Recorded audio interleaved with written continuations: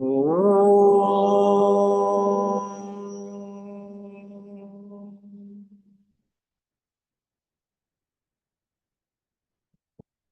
ಸೋದರ ಸೋದರರೇ, ಅಂತರಂಗ ಜೀವಿತದ ನಿನ್ನೆ ವಾರಕ್ಕೆ ಮುಕ್ತಾಯ ಆಗ್ತಾ ಬಂತು, ಮುಕ್ತಾಯವೂ ಆಯಿತು. ಇವತ್ತು ಪತಂಜಲಿ ಯೋಗ ಸೂತ್ರದಲ್ಲಿನ ಸಾಧನ ಪಾದ ಅಂತಕ್ಕಂಥದ್ದು. ಇದು ನಮಗೆ ಆಧ್ಯಾತ್ಮಕ್ಕೆ ಮುಖ್ಯವಾಗಿರ್ತಕ್ಕಂಥ ಪತಂಜಲಿ ಮಹರ್ಷಿಗಳೇ ಬಹಳ ಪ್ರಾಮುಖ್ಯತೆ. ಅವರು ಬರೆದಿರ್ತಕ್ಕಂಥದ್ದು ಇಂಗ್ಲಿಷ್ ನಲ್ಲೇ ಬೇರೆಯವರು ಬರೆದಿರ್ತಾರೆ. ಅದನ್ನ ನಮ್ಮ ಐಕೆ ತೈಮಿನಿಯವರು ಇಂಗ್ಲಿಷ್ ನಲ್ಲಿ ಬರೆದಿದ್ದಾರೆ. ಅದರಲ್ಲಿ ಇರ್ತಕ್ಕಂಥದ್ದು ಐಕೆ ತೈಮಿನಿಯವರು ವಿಜ್ಞಾನಕ್ಕೆ ಸಂಬಂಧಪಟ್ಟಂತೆ ಅದಕ್ಕನ್ನ ಸೇರಿಸಿ ನಮ್ಮ ಥಿಯಾಸಫಿಕಲ್ ಸೊಸೈಟಿ ಬೆಳಕಿನಲ್ಲಿ ಅಂತಕ್ಕಂಥದ್ದು, ಥಿಯಾಸಫಿ ಬೆಳಕಿನಲ್ಲಿ, ಥಿಯಾಸಫಿಗೂ ಅಯೋಗ ಇದಕ್ಕೂ ಹೇಗಿರುತ್ತೆ ಅಂತ ಮೂರು ಸೇರಿಸ್ಕೊಂಡು ಇದನ್ನ ಒಂದು ರೀತಿಯಲ್ಲಿ ಬರೆದಿದ್ದಾರೆ. ಇದು ಸ್ವಲ್ಪ ವ್ಯವಸ್ಥೆ ರೀತಿಯಲ್ಲಿನೂ ಇದೆ, ಅರ್ಥ ಮಾಡ್ಕೊಳ್ಳೋದು ಸ್ವಲ್ಪ ನಾವು ಮನಸ್ಸಿಟ್ಟಾಗ ಅರ್ಥವಾಗುತ್ತೆ. ಮನಸ್ಸಿಲ್ಲ ಅಂದ್ರೆ ಎಂತಾದ್ ಹೇಳಿದ್ರು ಅರ್ಥವಾಗಲ್ಲ. ನಾನು ತಿಳ್ಕೋಬೇಕು ಅನ್ನುವಂತ ಮನಸ್ಸು ಮಾಡಿದಾಗ ಬಂದೇ ಬರುತ್ತೆ. ಹಾಗೆ ಇದ್ರಲ್ಲಿ ಏನಪ್ಪಾ ಅಂತಂದ್ರೆ ಪತಂಜಲಿಗಳ ಯೋಗ ಸೂತ್ರದಲ್ಲಿನ ಸಾಧನ ಪಾದ ಅಂತಕ್ಕಂಥ ಸಾಧನ ಪಾದ ಐಕೆ ತೈಮಿನಿಯವರು ಇಂಗ್ಲಿಷ್ ನಲ್ಲಿ ಬರೆದಿರ್ತಕ್ಕಂಥದ್ದು. ಅವರು ಅದನ್ನ ಬರೆಯುವಾಗ ಅವರು ವಿಜ್ಞಾನಕ್ಕೆ ಸಂಬಂಧಪಟ್ಟಿರತಕ್ಕಂಥದ್ದನ್ನ ಅದಕ್ಕೆ ಉದಾಹರಣೆಗಳು ಸೇರಿಸ್ಕೊಂಡು ವಿವರಣೆ ಮಾಡಿದ್ದಾರೆ. ಅದು ಸೈನ್ಸ್ ಆಫ್ ಯೋಗ ಅಂತಕ್ಕಂಥದ್ದು ಅದಕ್ಕೆ ಇಂಗ್ಲಿಷ್ ನಲ್ಲಿ ಇದೆ. ಇದನ್ನ ನಮ್ಮ ರಾಜಪ್ಪನವರು ಕನ್ನಡಕ್ಕೆ ತರ್ಜಮೆ ಮಾಡಿದ್ದಾರೆ. ಕನ್ನಡಕ್ಕೆ ತರ್ಜಮೆ ಮಾಡಿ ಅಂದ್ರೆ ಏನಿದ್ರೆ ಅದಂತಲ್ಲ, ಒಂದು ಅದು ಅರ್ಥವಾಗುವ ರೀತಿಯಲ್ಲಿ ಕನ್ನಡದಲ್ಲಿ ತರ್ಜಮೆ ಮಾಡಿದ್ದಾರೆ. ಅದನ್ನ ಮುಂದುವರಿಸ್ಕೊಂಡು ತಿಳ್ಕೊಂಡು ಹೋಗೋಣ. ಇಲ್ಲಿ ಒಂದೇ ಒಂದು ಇದು ಶ್ಲೋಕ ಏನಂತಾರೆ, ತಪ ಸ್ವಾಧ್ಯಾಯೇಶ್ವರ ಪ್ರಾಣಿದಾನಿ ಕ್ರಿಯಾ ಯೋಗ. ಇಷ್ಟೇ, ಅದಕ್ಕೆ ಸಂಬಂಧಪಟ್ಟಿದ್ದೆಲ್ಲ ವಿವರಣೆಗಳು ಬರ್ತಾ ಇರುತ್ತೆ. ಅದರಲ್ಲಿ ಬರೆದ್ರು ಏನು, ತಪಃ ಅಂದರೆ ಆತ್ಮ ಸಂಯಮ, ಸ್ವಾಧ್ಯಾಯ ಅಂದರೆ ಸ್ವಂತ ವ್ಯಾಸಂಗ, ಈಶ್ವರ ಪ್ರಣಿಧಾನಿ ಅಂದ್ರೆ ಈಶ್ವರನಿಗೆ ಶರಣ ಹೋಗುವುದು. ಈ ಮೂರು ಬಗ್ಗೆ ಇಲ್ಲಿ ವಿವರಣೆ ಬರುತ್ತೆ. ಇವು ಕ್ರಿಯಾಯೋಗಗಳು. ಈ ಮೂರು ಕ್ರಿಯಾಯೋಗಗಳು. ಕ್ರಿಯಾ ಅಂತಂದ್ರೆ ಮಾಡ್ತಕ್ಕಂಥ ಕೆಲಸ ಸಂಬಂಧಪಟ್ಟಿರ್ತಕ್ಕಂಥದ್ದು. ಇವು ಮೂರು ಕ್ರಿಯಾ ಯೋಗಗಳು. ಏನು ಕ್ರಿಯಾಯೋಗಗಳು ಬರ್ತಂದ್ರೆ, ಪ್ರಾರಂಭದಲ್ಲಿ ಕಾರ್ಯತಃ ಕೈಗೊಳ್ಳಬೇಕಾದ ಅನುಷ್ಠಾನಗಳು. ಈ ಮೂರು ಕ್ರಿಯೆಗಳು ಅನುಷ್ಠಾನ ಮಾಡಬೇಕು. ನಮ್ಮ ಥಿಯಾಸಫಿಕಲ್ ಸೊಸೈಟಿಯಲ್ಲಿ ವಿಷಯಗಳು ಬೇಕಾದಷ್ಟಿದೆ, ಬೇಕಾದಷ್ಟು ಭಾಷಣಗಳು ಮಾಡ್ತಾರೆ, ಎಲ್ಲವೂ ಇದೆ. ಆ ತಿಳ್ಕೊಂಡಿರ್ತಕ್ಕಂಥ ವಿಷಯಗಳನ್ನ ಅನುಷ್ಠಾನ ಮಾಡ್ತಕ್ಕಂಥವ್ರು ತುಂಬಾ ವಿರಳ, ತುಂಬಾ ವಿರಳ. ಇಲ್ಲಿ ಇವನ್ನ ಈ ಮೂರು ಕ್ರಿಯೆಗಳನ್ನು ಅನುಷ್ಠಾನ ಮಾಡಬೇಕು ಅಂತನ್ನೋದೇ ಅವರ ಮುಖ್ಯವಾಗಿರ್ತಕ್ಕಂಥ ಉದ್ದೇಶ. ಈ ಪಾದದ 33ನೇ ಸೂತ್ರದಲ್ಲೂ ಮೇಲ್ಕಂಡ ಮೂರು ಅನುಷ್ಠಾನಗಳು ಪುನರಾವರ್ತನೆಯಾಗಿವೆ. ಇದು ಈ ಮೂರು ಪಾದಗಳು ನೆಕ್ಸ್ಟ್ ಮುಂದಿನದಲ್ಲಿ 33ನೇ ಪೇಜ್ ಅಂತ ಶ್ಲೋಕದಲ್ಲಿ ಈ ವಿವರವಾಗಿ ವಿವರಣೆಯನ್ನು ಕೊಟ್ಟಿದ್ದೀನಿ. ಇಲ್ಲಿ ಸಾಧಾರಣವಾಗಿರ್ತಕ್ಕಂಥದ್ದು ಮುಂದುವರಿಸ್ಕೊಂಡು ಹೋಗಿ ಅಂತ ಅನ್ನೋದು 33ನೇ ಶ್ಲೋಕದಲ್ಲಿ ವಿವರವಾಗಿದೆ ಈ ಮೂರು ಪಾದಗಳಿಗೆ ಸಂಬಂಧಪಟ್ಟಿದ್ದು. ಇಂತಹ ಬಹು ಸಂಕ್ಷೇಪವಾಗಿ ಸೂತ್ರ ರೂಪದಲ್ಲಿ ತಿಳಿಸುವ ಗ್ರಂಥದಲ್ಲೂ ಮೇಲ್ಕಂಡ ಅನುಷ್ಠಾನಗಳು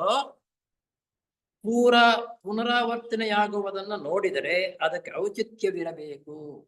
ಇದನ್ನ ಈ ಮೂರು ಪಾದಗಳು ಇದೆಯಲ್ಲ, ಪುನರಾವರ್ತನೆ ಮಾಡಬೇಕಾದ್ರೆ ಬಹಳ ಮುಖ್ಯವಾಗಿರ್ತಕ್ಕಂಥದ್ದು ಏನು ಇದೆ ಅಂತ ಅನ್ನೋದನ್ನು ನಾವು ಮನದಟ್ಟು ಮಾಡ್ಕೋಬೇಕು ಅಂತ.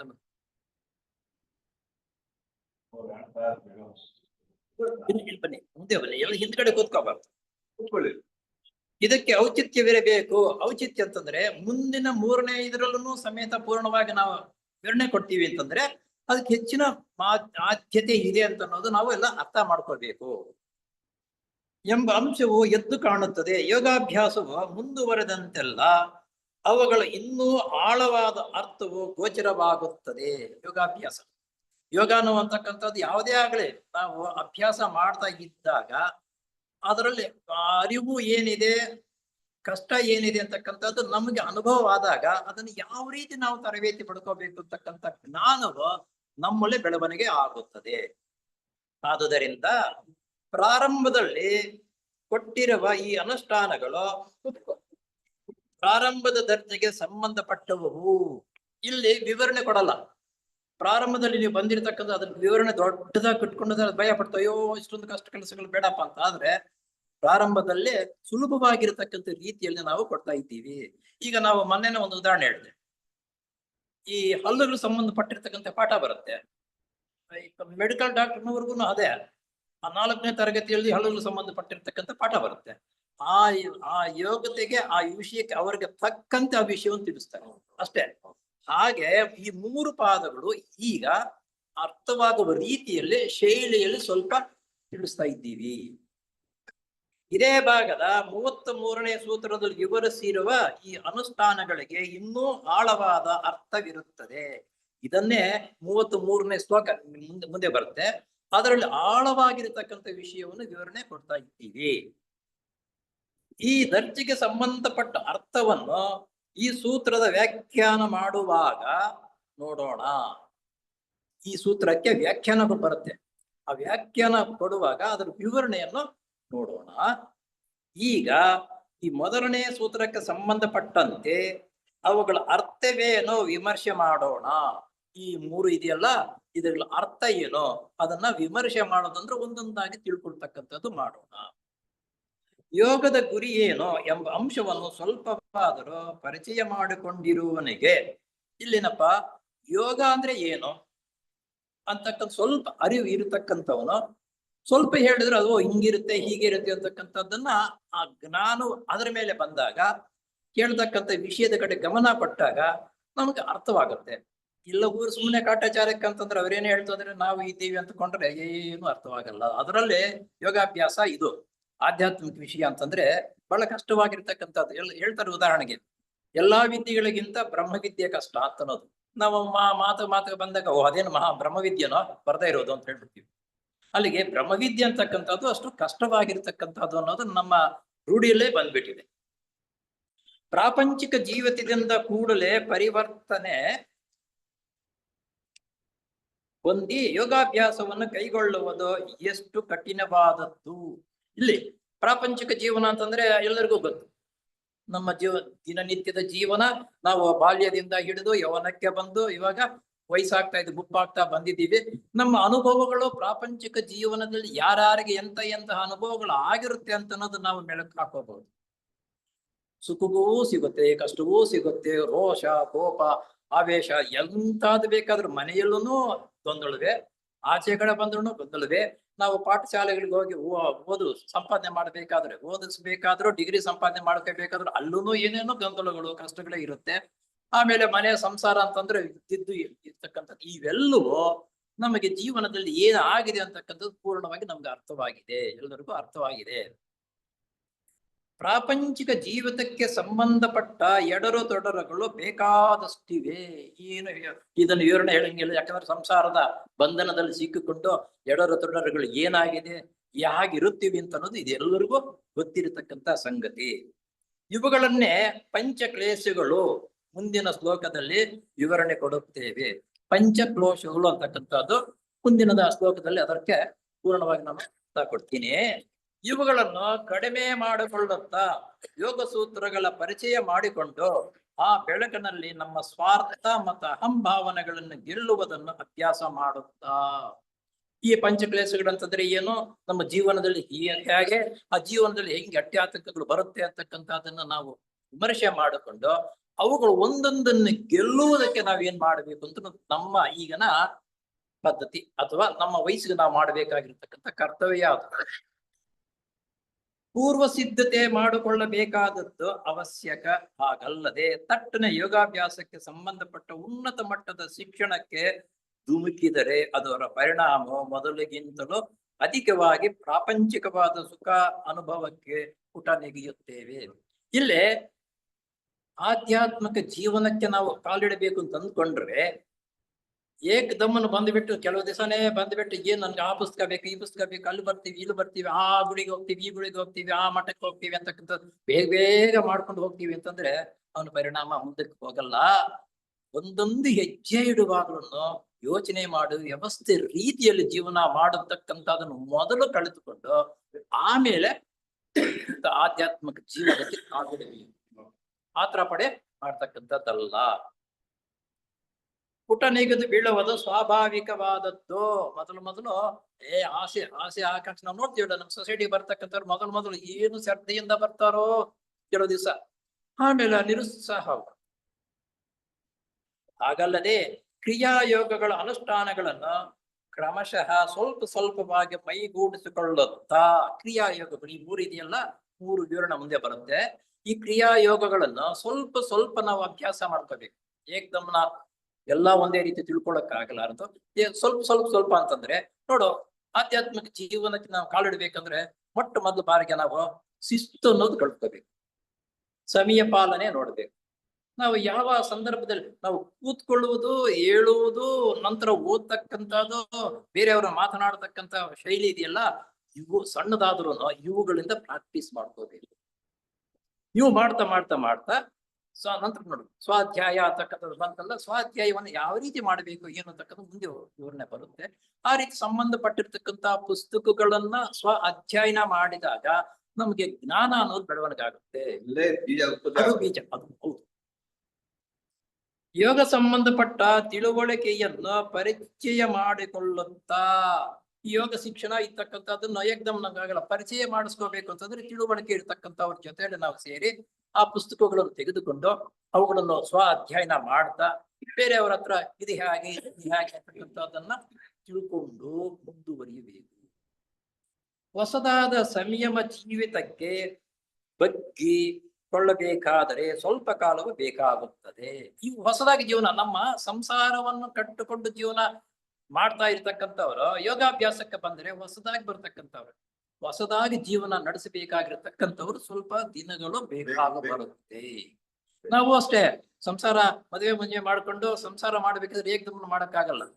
ಅಲ್ಲಿಗೋ ಸಂಸಾರದಲ್ಲಿ ಇದ್ದುಕೊಂಡು ತಂದೆ ತಾಯಿಗಳು ಅಥವಾ ಬೇರೆಯವರ ಅನುಭವಗಳನ್ನು, ಯಾವ ನಮ್ಮ ತಂದೆ ತಾಯಿ ಹೆಂಗ್ ಕಿತ್ತಾಡ್ಕೊಳ್ತಾ ಇರ್ತಾರೆ, ನಮ್ಮ ತಮ್ಮಂದ್ರೆ ಹೆಂಗ್ ಕಿತ್ತಾಡ್ಕೊಳ್ತಾ ಇದ್ದೀವಿ, ನಮ್ಮ ಸಂಸಾರದಲ್ಲಿ ಅಂತ ಕಷ್ಟ ಬಂತು, ಏನ್ ಸುಖ ಬಂತು, ಸಾಲ ಮಾಡಿದ್ರೆ ಯಾವ ಸಾಲಗಾರನ ಹೆಂಗ್ ಬರ್ತಾನೆ, ಇವರ ಮನೇಲಿ ಇದ್ರೂ ಸಮೇತ ಇಲ್ಲ ಅಂತ ಹೇಳ್ತಕ್ಕಂಥದ್ದು, ಈ ಅನುಭವಗಳು ಸಂಬಂಧಪಟ್ಟಿರ್ತಕ್ಕಂಥದ್ದು ಗೊತ್ತಿರುತ್ತೆ. ಅಷ್ಟು ಗೊತ್ತಿದ್ರು ಇವನು ಮದುವೆ ಮಾಡಿಕೊಂಡು ಸಂಸಾರ ಮಾಡೋದಕ್ಕಾಗಿ ಅವನಿಗೆ ಅನುಭವ ಆಗ್ಬೇಕು. ಇದೆಲ್ಲ ಕೇಳಿಸ್ಕೊಂಡಿರೋದು ಗೊತ್ತಿರೋದಷ್ಟೇ, ಅವನಿಗೆ ಅನುಭವ ಆದಾಗ ಅವನು ಗೊತ್ತಾಗ್ತದೆ. ಹಾಗೆ ಆಧ್ಯಾತ್ಮಿಕ ಜೀವನವನ್ನು ನಡೆಸಬೇಕು ಅಂತಕ್ಕಂಥದ್ದನ್ನ ನಿಧಾನಕ್ಕೆ ಒಂದೊಂದು ವಿಷಯವನ್ನು ತಿಳ್ಕೊಂಡು ಸ್ವಾಧ್ಯಾಯನ ಮಾಡುತ್ತಾ ಒಂದೊಂದು ಹೆಜ್ಜೆನೆ ಮುಂದಕ್ಕೆ ಬಂದು ಈ 3 ಅನುಷ್ಠಾನಕ್ಕೆ ನಿಧಾನವಾಗಿ ಒಂದೊಂದೇ ಅನುಷ್ಠಾನಕ್ಕೆ ಬಂದಾಗ ಅವನು ಪೂರ್ತಿ ಆಗ್ತಾನೆ. ಈ ಪ್ರಾರಂಭದ ಕಾಲದಲ್ಲಿ ಸಾಧಕನು ತನಗೆ ಯೋಗಕ್ಕೆ ಸಂಬಂಧಪಟ್ಟ ಸಂಯಮದ ಜೀವಿತಕ್ಕೆ ತಾನು ಅರ್ಹನೇ ಅಲ್ಲವೇ ಎಂಬುದನ್ನು ಸಹ ಪರೀಕ್ಷೆ ಮಾಡಿಕೊಳ್ಳುತ್ತಾ ಇರಬೇಕು. ನಾನೇನೋ ಯೋಗಾಭ್ಯಾಸವನ್ನು ಮಾಡ್ಕೋಬೇಕು, ಆಧ್ಯಾತ್ಮಿಕ ಜೀವನ ನಡೆಸಬೇಕು ಅಂತಕ್ಕಂಥದ್ದು ಮನಸ್ಸಿನಲ್ಲಿ ಬರುತ್ತೆ. ಆದರೆ ಬೇರೆಯವ್ರು ಯಾರು ಹೇಳಕ್ಕಾಗಲ್ಲ. ಅವ್ರು ಊಟಾಟಕ್ಕೆ ಬಂದ ತಕ್ಷಣ ಏನ್ ಶಿಸ್ತು, ಏನ್ ಪಾಠ, ಅಲ್ಲ ಏನು ಭಾಷಣ ಮಾಡ್ತಾನೆ ಅಂತಕ್ಕಂಥದ್ದು ನಮ್ಗೆ ಗಾಬರಿ ಆಗುತ್ತೆ. ಆದ್ರೆ ಅವನಿಗೆ ಅರ್ಥ ಮಾಡ್ಕೋಬೇಕು, ನಾನು ಇಂಥ ಜೀವನ ನಡೆಸೋದಕ್ಕೆ ನನ್ನ ಯೋಗ್ಯತೆ ಇದೆಯಾ. ಯಾಕಂದ್ರೆ ಅವನು ಬಾಯಿ ಮಾತು ಹೇಳ್ತಕ್ಕಂಥದ್ದು ಸುಲಭವಾಗಿ ಹೇಳ್ತಾನೆ, ಅವನು ಹಿಂದ್ಗಡೆ ಮಾಡ್ತಕ್ಕಂಥ ಕಾರ್ಯ ಕೆಲಸಗಳು ಅವನು ನೋಡಿದ್ರೇನ ಪರಿವರ್ತನೆ ಆಗಬೇಕು. ಅದೇ ಹೇಳೋದು, ನನ್ನ ಜೀವನದಲ್ಲಿ ಈ ರೀತಿ ನಾನು ಮಾಡ್ಕೊಳ್ತಾ ಇದ್ದೇನೆ, ನಾನು ಇದಕ್ಕೆ ಕಾಲಿಟ್ರೆ ಮುಂದುವರಿಯೋದಕ್ಕೆ ಸಾಧ್ಯವಿದೆಯಾ ಅಂತಕ್ಕಂಥದ್ದು ಅವನಷ್ಟಕ್ಕೆ ಅವನೇ ಯೋಚನೆ ಮಾಡ್ಕೋಬೇಕು ಹೊರತು ಅಂತರಾತ್ಮವಾಗಿರ್ತಕ್ಕಂಥದ್ದು ಅವನಿಗೆ ಗೊತ್ತಿರುತ್ತೆ ಹೊರತು ಬೇರೆಯವ್ರಿಗೆ ಗೊತ್ತಿರಲ್ಲ. ಸಹ ಪರೀಕ್ಷೆ ಮಾಡಿಕೊಳ್ಳುತ್ತಾನೆ. ಅನೇಕ ವಿದ್ಯಾರ್ಥಿಗಳು ಪ್ರಾರಂಭದಲ್ಲಿ ತುಂಬಾ ಉತ್ಸುಕತೆಯಿಂದ ಇದ್ದು ಬರುತ್ತಾ ಉತ್ಸಾಹ ತಗ್ಗಿ ಯೋಗವು ನಮಗೆ ಈ ಜನ್ಮಕ್ಕಿಲ್ಲ, ಮುಂದಕ್ಕೆ ನೋಡೋಣ. ನೋಡಿ, ಮೊದಲು ಬರ್ತಾರೆ ಉತ್ಸಾಹ. ನಮ್ಮ ಇಲ್ಲಿ ಎಷ್ಟು ಜನ ಬರ್ತಾ ಇದ್ರು, ಎಷ್ಟು ಜನ ನಿಂತೋಗಿದ್ದಾರೆ. ಇವಾಗ ಉತ್ಸಾಹದಿಂದ ಬರ್ತಾರೆ. ಇಲ್ಲಿ ಕಠಿಣವಾಗಿರತಕ್ಕಂಥ ನಿಯಮ ಪುಸ್ತಕ ಅದನ್ನು ಇದನ್ನು ಇಲ್ಲಿ ಹೇಳುವುದೇ ಇಲ್ಲ. ಕಠಿಣವಾಗಿರ್ತಕ್ಕಂಥ ಹಿಂಗೆ ಇರ್ಬೇಕು ಹಂಗೆ ಇರ್ಬೇಕು ಏನು ಹೇಳಲ್ಲ. ಅಲ್ಲಿಗೆ ಹೋದಾಗ ಮಾತ್ರ ಹೇಳ್ತೀವಿ ನಾವು ಕಠಿಣವಾಗಿ ಹಿಂಗೆ ಇರ್ಬೇಕು, ಹೀಗೆ ಜೀವನ ನಡೆಸ್ಬೇಕು, ಹಿಂಗೆ ಇರ್ಬೇಕು, ಸಮಯ ಪಾಲನೆ ಹಿಂಗೆ ಮಾಡ್ಬೇಕು ಅಂತ. ಇಲ್ಲೇ ಅವರು ಅಯ್ಯೋ ಬಿಡಪ್ಪ, ಅವರು ಸಮಯಕ್ಕೆ ಸರಿಯಾಗಿ ಬರ್ಬೇಕು, ನಾವು ಹೋಗಕ್ಕಾಗಲ್ಲ ಅಂತ 4-5 ತಿಂಗಳು ಬಂದು 1-6 ತಿಂಗಳು ಬಂದ್ಬಿಟ್ಟ ಮೇಲೆ ತುಸ್ಸತ್ತೊಟ್ಟು ಆ ಟೈಮ್ ಅವ್ರು ಅಡ್ಜಸ್ಟ್ ಆಗಲ್ಲ. ಆವಾಗ ಏನಂತಾರ, ಅಪ್ಪ ನನ್ಗೆ ಇನ್ನೂ ಮನೆಯಲ್ಲಿ ಬೇಕಾದಷ್ಟು ಕೆಲಸಗಳಿದೆ, ವ್ಯವಹಾರಗಳಿದೆ, ಅವೆಲ್ಲ ತೀರಿಸ್ಕೊಂಡ ಮೇಲೆ ಮುಂದಿನ ಜನ್ಮಕ್ಕೆ ನೋಡೋಣ ಅಂತ ಅಂದ್ಬಿಟ್ಟು ಪೋಸ್ಟ್ ಹೋಗ್ಬಿಟ್ಟು ಅನೇಕ ರೀತಿಯ ಆಗ್ತಾ ಇದೆ. ನಿದರ್ಶನಗಳು ಅನೇಕವು ದೊರೆಯುತ್ತವೆ. ನಮ್ಗೆಲ್ಲರಿಗೂ ಗೊತ್ತಿದೆ ಅಂತ ಅವರ ಬಂದದ್ದು ನಂತರ ಹೋಗ್ತಕ್ಕಂಥದ್ದು ನೋಡ್ತಾ ಇದ್ದೀವಿ. ಸಾಕಾದಷ್ಟು ಖಚಿತವಾದ ಉದ್ದೇಶವು ಪೂರ್ವ ಉತ್ಸಾಹ ಇದ್ದಾಗಿಯೂ ಕೂಡ ಅದನ್ನು ಕೊನೆಯವರೆಗೆ ಸಾಧಿಸತಕ್ಕ ದೃಢವಾದ ಇಚ್ಛೆಯನ್ನು ಬೆಳೆಸಿಕೊಳ್ಳಬೇಕಾಗುತ್ತದೆ. ಪೂರ್ವ ಸಿದ್ಧತೆ ಅಂತ ಅನ್ನೋದು ನಮ್ಮಲ್ಲಿ ಇರುತ್ತೆ. ಇದ್ರೂ ಸಮೇತ ದೃಢವಾಗಿರ್ತಕ್ಕಂಥ ಸಂಕಲ್ಪ ನಿಶ್ಚಯವನ್ನ ನಾವು ಮಾಡ್ಕೋಬೇಕು. ದೃಢವಾಗಿರತಕ್ಕಂಥ ಸಂಕಲ್ಪ ಇಚ್ಛೆ ಬರದೇ ಹೋದರೆ ಆಧ್ಯಾತ್ಮಿಕ ಜೀವನದಲ್ಲಿ ಮುಂದುವರಿಯುವುದಕ್ಕಂತೂ ಖಂಡಿತವಾಗ್ಲೂ ಆಗುವುದಿಲ್ಲ. ಯಾರೇ ಎಷ್ಟೇ ಹೇಳಿ ತನಗೆ ಇಚ್ಛೆ ಬರ್ಬೇಕು, ಇದನ್ನು ಕಲ್ತ್ಕೋಬೇಕು, ಈ ರೀತಿ ನಾನು ನಡಿಬೇಕು ಅಂತಕ್ಕಂಥದ್ದು ಬಂದಾಗ ಅವನು ವೃದ್ಧಿ ಆಗ್ತಾನೆ ಹೊರತು ಇನ್ನೊಬ್ಬರ ಅನ್ನೋ ಬರೇ ಹೀಗೆ ಬೆಳೆಸಿಕೊಳ್ಳಬೇಕಾಗುತ್ತದೆ. ಬರೀ ಉತ್ಸಾಹಪೂರಿತವಾದ ಉತ್ಕಾಂಕ್ಷೆಯೋ ಸಾಲದೋ. ಸುಮ್ನೆ ಮೇಲ್ನೋಟಕ್ಕೆ ಉತ್ಸಾಹವಾಗಿದ್ದಾನೆ ಅಪ್ಪ ಅಂತ ತೋರಿಸ್ಕೊಂಡ್ರೆ ಸಾಕು. ನೋಡ ನಮ್ಮಲ್ಲಿ ಅನೇಕ ನಾವು ಅಬ್ಸರ್ವ್ ಮಾಡ್ತಾ ಇರ್ತೀವಿ. 3ನೇ ಭಾನುವಾರ ಫಂಕ್ಷನ್ ದಿವಸ ಎಲ್ಲ ಜನರು ಇರ್ತಾರೆ, ಎಲ್ಲಾ ಕಡೆ ಓಡಾಡೋದು, ಆ ಕಡೆ ಈ ಕೆಲಸ ಆ ಕೆಲಸ ಎಲ್ಲ ಅವರೇ ಕೆಲಸಗಳು ಮಾಡೋದು. ಯಾರ ನೋಡ್ತಕ್ಕಂಥವ್ರು ಅಪ್ಪ ಎಷ್ಟು ಉತ್ಸಾಹದಿಂದ ಏನ್ ಕೆಲಸ ಮಾಡ್ತಾ ಇದ್ದಾರಪ್ಪ ಅಂತ. ಆಮೇಲೆ ಇಲ್ಲಿ ಕಸ ಇದ್ರೆ ಅಂದ್ರೆ ಅದು ಗುಡ್ಸೂರೇ ಇರೋದು ನೋಡಲ್ಲ. ಆಮೇಲೆ ಆ ರೀತಿ ಕೆಲವು ಸಂದರ್ಭಗಳಲ್ಲಿ ಉತ್ಸಾಹವನ್ನು ತೋರಿಸಿ ಆಮೇಲೆ ನಿಶ್ಶಬ್ದವಾಗಿರ್ತಕ್ಕಂಥದ್ದು ಸರಿಯಲ್ಲ. ಸಾಧಕ ತನ್ನ ಪೂರ್ವ ಶಕ್ತಿಗಳನ್ನು ಅಂತ್ಯ ಗುರಿಯನ್ನು ಸಾಧಿಸುವುದಕ್ಕಾಗಿಯೇ ಮೀಸಲಾಗಿ ಸಮರ್ಪಣೆ ಮಾಡಬೇಕು. ಪೂರ್ವ ಸಿದ್ಧತೆ ಆ ಪೂರ್ವ ಸಿದ್ಧತೆಯಲ್ಲಿ ನಾವು ಹಾಕೊಂಡಿರ್ತಕ್ಕಂಥ ಯೋಜನೆಯನ್ನ, ಆ ಗುರಿಯನ್ನ ಸಾಧಿಸುವುದಕ್ಕಾಗಿ ಯೋಜನೆಗಳನ್ನು ಹಾಕೋಬೇಕು. ನಾವು ವಿದ್ಯಾರ್ಥಿಗಳಿಗೆ ಸಂಬಂಧಪಟ್ಟಿರ್ತಕ್ಕಂಥ ವಿಷಯವನ್ನ ಅದು ಡಿವೈಡ್ ಮಾಡ್ತೀವಿ. ಯೋಜನೆ ಈ ತಿಂಗಳಿಗಿಷ್ಟು, ಈ ತಿಂಗಳಿಗಿಷ್ಟು, ಇವಾಗಿಷ್ಟು, ಇಂಥದ್ದು ಅಂತ. ಆ ರೀತಿ ಆಧ್ಯಾತ್ಮಿಕ ಜೀವನಕ್ಕೆ ನೀನು ಕಾಲಿಟ್ಟಾಗ ನನ್ನ ಜೀವನ ಮೊದಲ ಬಾರಿಗೆ ಎಲ್ಲ ಬರ್ಬೇಕಂದ್ರೆ ಆಗಲ್ಲ. ಮೊದಲ ಬಾರಿಗೆ ಒಂದು ಶಿಸ್ತಾಗಿರ್ತಕ್ಕಂಥದ್ದು, 4 ಜನರ ಮಧ್ಯೆ ಕೂತ್ಕೊಂಡಾಗ ಹಿಂಗಿರ್ಬೇಕು, ಸಮಯಕ್ಕೆ ಸರಿಯಾಗಿ ಹಾಜರಾಗ್ತಕ್ಕಂಥದ್ದು, ಇದಕ್ಕೆ ಒಂದೊಂದೊಂದು ಸ್ಟೆಪೆ ಮಾಡ್ಕೊಂಡಾಗ ಅವನು ಮುಂದುವರಿತಾನೆ. ಏಕಕಾಲದಲ್ಲಿ ಎಲ್ಲವೂ ಅಂತಂದ್ರೆ ಆಗ ಬರ್ಬೇಕು. ಅನೇಕ ಉಮೇದುವಾರರಿಗೆ ತಮ್ಮ ಅರ್ಹತೆ ವಿಷಯವಾಗಿ ಪೂರ್ಣ ವಿಶ್ವಾಸವಿರುತ್ತದೆ. ಈಗ ನಾನು ಆಧ್ಯಾತ್ಮಿಕ ಜೀವನವನ್ನು ನಡೆಸುವುದಕ್ಕೆ ನನಗೆ ಯೋಗ್ಯ ಇದೆಯಾ ಇಲ್ವಾ ಅಂತಕ್ಕಂಥದ್ದು ನನಗೆ ಗೊತ್ತಾಗುತ್ತೆ. ನಾನು ಪ್ರಶ್ನೆ ಹಾಕೊಂಡ್ರೆ ನಿಮ್ಮನ್ನು ನೋಡಿ ನಾನು ಈ ರೀತಿ ಹೇಳಕ್ಕಾಗಲ್ಲ, ಯಾರನ್ನೂ ನೋಡಿ ಹೇಳಕ್ಕಾಗಲ್ಲ. ಅವ್ರ ಯೋಚನೆ ಮಾಡ್ಬೇಕು. ನಾನು ತಪ್ಪು ಕೆಲಸಗಳು ಮಾಡ್ತಾ ಇದ್ದೀನ ಇಲ್ವಾ, ಸುಳ್ಳುಗಳು ಹೇಳ್ತೀನ ಇಲ್ವಾ, ಯಾಮಾರಿದ್ರೆ ಮೋಸ ಮಾಡ್ತೀನ ಇಲ್ವಾ ಅಂತ ನನಗ್ ಗೊತ್ತು. ಬೇರೆಯವ್ರಿಗೆ ಹೇಳಕ್ಕಾಗಲ್ಲ. ನಾವೇನ್ ಮಾಡ್ತೀವಿ, ಅದೊಂಥರ ಮೋಸ, ವಂಚನೆ, ಕಪಟವಾಗಿ ನೋಡುವುದಕ್ಕೆ ಅವ್ರಂತ ಹೇಳಿದ್ರು ಅಂತ ಕೆಲಸ ಮಾಡಿರ್ತಾರೆ, ಹೇಳಿದ್ರು ಸಮೇತ ನಂಬಲ್ಲ. ಆ ರೀತಿ ಕಪಟತನ ಇಲ್ಲದಿರ ನನ್ನ ಯೋಗ್ಯತೆ ಇದೆಯಾ ಇಲ್ವಾ ಅಂತ ಅನ್ನೋದನ್ನ ಅವರಷ್ಟಕ್ಕವರೇ ಅದನ್ನ ತಾಳೆ ನೋಡಬೇಕು. ಯೋಗವನ್ನ ಅಭ್ಯಾಸ ಮಾಡುವ ಕಾಲದಲ್ಲಿ ಅವರ ಶಕ್ತಿ ಸಾಮರ್ಥ್ಯಗಳು ಪರೀಕ್ಷೆಗೆ ಒಳಪಡುತ್ತವೆ. ಅವನಷ್ಟಕ್ಕೆ ಅವನ ಯೋಗಾಭ್ಯಾಸವನ್ನು ಯೋಗ ಅಂತಂದ್ರೆ ಆಧ್ಯಾತ್ಮಿಕ ಜೀವನವೇ, ಅದನ್ನು ನಡೆಸ್ಕೋಬೇಕಾದ್ರೆ ನನ್ನಿಂದ ಕಾಲದಲ್ಲಿ ಅವನ ಶಕ್ತಿ ಸಾಮರ್ಥ್ಯಗಳು ಪರೀಕ್ಷೆಗೆ ಒಡ್ಡಲ್ಪಡುತ್ತದೆ. ಪರೀಕ್ಷೆ ಮಾಡ್ಕೋಬೇಕು ನಾವಷ್ಟಕ್ಕೆ ನಾವೇನೆ. ಸರಿಯಪ್ಪ, ಅವತ್ತಿಷ್ಟು ಹೇಳಿದ್ರು, ಇಂಥದ್ದು ಭಾಷಣ ಹೇಳಿದ್ರು, ಈ ರೀತಿ ನಾವು ಕಲ್ತ್ಕೋಬೇಕು, ಬಹಳ ಚೆನ್ನಾಗಿತ್ತಪ್ಪ ನಿಮ್ ಭಾಷಣ ಅಂತ ಹೇಳ್ಬಿಡ್ಬೋದು ಸರಿಸಾಗಿ. ಆ ಚೆನ್ನಾಗಿರ್ತಕ್ಕಂಥ ವಿಷಯಗಳನ್ನ ಪಾಲನೆ ಮಾಡುವ ಸಾಮರ್ಥ್ಯ ನನಗಿದೆಯಾ ಇಲ್ವಾ, ಅದನ್ನು ಕೇಳಿಸ್ಕೊಂಡಿದ್ರಿಂದ ನಾನೇನೋ ಪರಿವರ್ತನೆ ಆಗ್ತಾ ಇದ್ದೀನಾ ಅಂತಕ್ಕಂಥದ್ದನ್ನ ಆತನಲ್ಲಿ ಅದು ಮೆಲುಕು ಹಾಕ್ತಾ ಇರ್ಬೇಕು. ಅದನ್ನ ಕಲ್ತ್ಕೋಬೇಕು ನಾವು. ಕೊನೆಯವರೆಗೂ ಬಿಡದೆ ಪ್ರಯತ್ನವನ್ನು ಮುಂದುವರಿಸಿ ಸಿದ್ಧಿಯನ್ನು ಪಡೆಯುವವನು ಕೆಲವರೇ ಮಾತ್ರ. ಪೂರ್ಣವಾಗಿ ಬಂದು ಬಿಟ್ಟು ಅದನ್ನ ನಿಗ್ರಹಿಸಿ ಸಿದ್ಧಿಯನ್ನು ಪಡೆಯತಕ್ಕಂಥ ಎಲ್ಲರೂ ಆಗಲ್ಲ. ಮನೆ ಹೇಳಿದ್ನಲ್ಲ, ಯಾವಾಗ 4ನೇ ರೌಂಡ್ ಸುತ್ತು ಆದಾಗ ಅರ್ಧ ಆಯ್ತಳಿಗೆ, ಅಷ್ಟು ಕಾಲಕ್ಕೂ ಸೇರಿ ಎಷ್ಟು 100 ಬರೀ 63 ಏನೋ 63 ಜನ 63 ಜನ ಜೀವನ್ಮುಕ್ತರಾಗಿದ್ದಾರೆ ಅಷ್ಟೇ. ಎಷ್ಟೋ ಕೋಟ್ಯಾಂತರ ವರ್ಷಗಳಿಂದ ಸೇರಿ ಈ ನಡುವೆ ಆಧ್ಯಾತ್ಮಿಕ ಜೀವನವನ್ನ ಸಂಸ್ಥೆಯನ್ನ ಚಿಸಾಪಲ್ ಸೊಸೈಟಿ ಸ್ಥಾಪನೆ ಮಾಡಿ ಕೆಲವರಾದ 4 ಜನ, ಅಂದ್ರೆ 160-180 ವರ್ಷದ ಒಳಗಡೆ 4 ಜನ ಜೀವನ್ಮುಕ್ತರಾಗಿದ್ದಾರೆ. ಅಲ್ಲಿಗೆ ಒಟ್ಟು ಪ್ರಪಂಚದಲ್ಲಿ ಇರ್ತಕ್ಕಂಥ ಜನಸಂಖ್ಯೆಯಲ್ಲಿ 67 ಜನ ಜೀವನ್ಮುಕ್ತರಾಗಿದ್ದಾರೆ ಇವಾಗ ಅಷ್ಟೇ. ಇದು ಎಷ್ಟು ಜನ ಕೋಟಿ ಇದ್ದಾರೆ, ಇಷ್ಟು ಜನ ಆಗಿದ್ದಾರೆ ಅಂತಂದ್ರೆ ಅಲ್ಲಿಗೆ ಎಷ್ಟು ಕಷ್ಟವಿದೆ, ಎಷ್ಟು ಜನರಲ್ಲಿ ಎಷ್ಟಿದೆ ಅಂತ ಅನ್ನೋದು ನಮ್ಮ ಇದು ನಮಗೆ ಇದಕ್ಕಿಂತ ನಮ್ಮ ಜೀವನದಲ್ಲಿ ಅರ್ಥವಾಗಬೇಕಾದ್ರೆ ಇಂಜಿನಿಯರಿಂಗ್ ಓದಬೇಕಾದ್ರೆ ಬೇಕಾದಷ್ಟು ಜನ ಮೊದಲು ಹೋಗಿ ಸೇರ್ಬಿಡ್ತಾರೆ. ಅವರ ಘಟನಾ ಗೀಜ ಬರ್ತಕ್ಕಂಥವ್ರು ಕೆಲವರೇ ಮಧ್ಯಾಹ್ನ ಉದುರೋಗ್ತಾರೆ. ಈ ಲೋಕಲ್ ಇದರಲ್ಲೇ ಈ ರೀತಿ ಉದುರೋಗ್ಬಿಟ್ರೆ ಆಧ್ಯಾತ್ಮಿಕ ಜೀವನ ನಡೆಸಿ ಜೀವನ್ಮುಕ್ತರಾಗಬೇಕು ಅಂತಂದ್ರೆ ಎಷ್ಟು ಕಠಿಣವಾಗಿದೆ ಅಂತಕ್ಕಂಥದ್ದು. ಅದಕ್ಕೆ ಇನ್ನು 60,000 ಕೋಟಿನ ಜನ, ಅದು ಜನಸಂಖ್ಯೆ ಇಷ್ಟರಲ್ಲಿ ಇಷ್ಟೇ ಜನ, ಒಳ್ಳೆ 67 ಜನ ಆಗಿದ್ದಾರೆ ಇದುವರೆವಿಗೇನು. ಇಷ್ಟು ಕಠಿಣವಾಗಿರತಕ್ಕಂತ ಕಷ್ಟವಾಗಿರತಕ್ಕಂಥದ್ದು ಸುಧಾರಿಸಿಕೊಂಡು ಬರ್ತಕ್ಕಂಥವ್ರು ವಿರಳ, ಬಹಳ ಕಡಿಮೆ ಜನರಿದ್ದಾರೆ. ಮತ್ತೆ ಯೋಗ ಬದಲೇ ಕೊಟ್ಟಿರೋದು ಜ್ಞಾಪಕಗಳು ಕೊಟ್ಟಿಲ್ಲ. ಅಂತರಂಗ ಜೀವಿತ ಇಲ್ಲ, ನಮಗೆ ಮೊನ್ನೆ ಹೋದ್ವಲ್ಲ ಅಂತರಂಗ ಜೀವಿತ, ಅದರಲ್ಲಿ ಕರೆಕ್ಟ್ ಆಗಿ ಫಿಗರ್ ಹೇಳಿ ಅದರಲ್ಲೂ ಇರುತ್ತೆ. ಅನೇಕರು ಕ್ರಮಕ್ರಮವಾಗಿ ತಮ್ಮ ಸಂಸ್ಕಾರಗಳು, ಶಕ್ತಿ ವಿಶೇಷಗಳು ಸಾಲುವು ಎಂಬ ಅಂಶವನ್ನು ಮನಗಂಡು ಆ ಬಗ್ಗೆ ಮಾಡುವ ಮಾನಸಿಕವಾದ ವ್ಯಾಸಂಗದಿಂದ ತೃಪ್ತಿ ಪಡುತ್ತಾರೆ. ನೋಡಿ ಯಾವ ರೀತಿ ಬರ್ತಾ ಇದ್ದಪ್ಪ ಅಂದ್ರೆ, ಕ್ರಮಕ್ರಮವಾಗಿ ತಮ್ಮ ಸಂಸ್ಕಾರಗಳು, ಸಂಸ್ಕಾರ ಅಂತಂದ್ರೆ ನಮ್ಮ ಜೀವನ, ನಡೆ ನುಡಿ, ನಾವು ಸಂಪಾದನೆ ಮಾಡ್ತಕ್ಕಂಥ ರೀತಿ ನೀತಿ, ಬೇರೆಯವರಿಗೆ ಯಾವ ರೀತಿ ಮಾತನಾಡ್ತೀವಿ, ನಮ್ಮ ವ್ಯವಸ್ಥೆ ಹೇಗಿರುತ್ತೆ ಅಂತ ಅದು ಸಂಸ್ಕಾರ.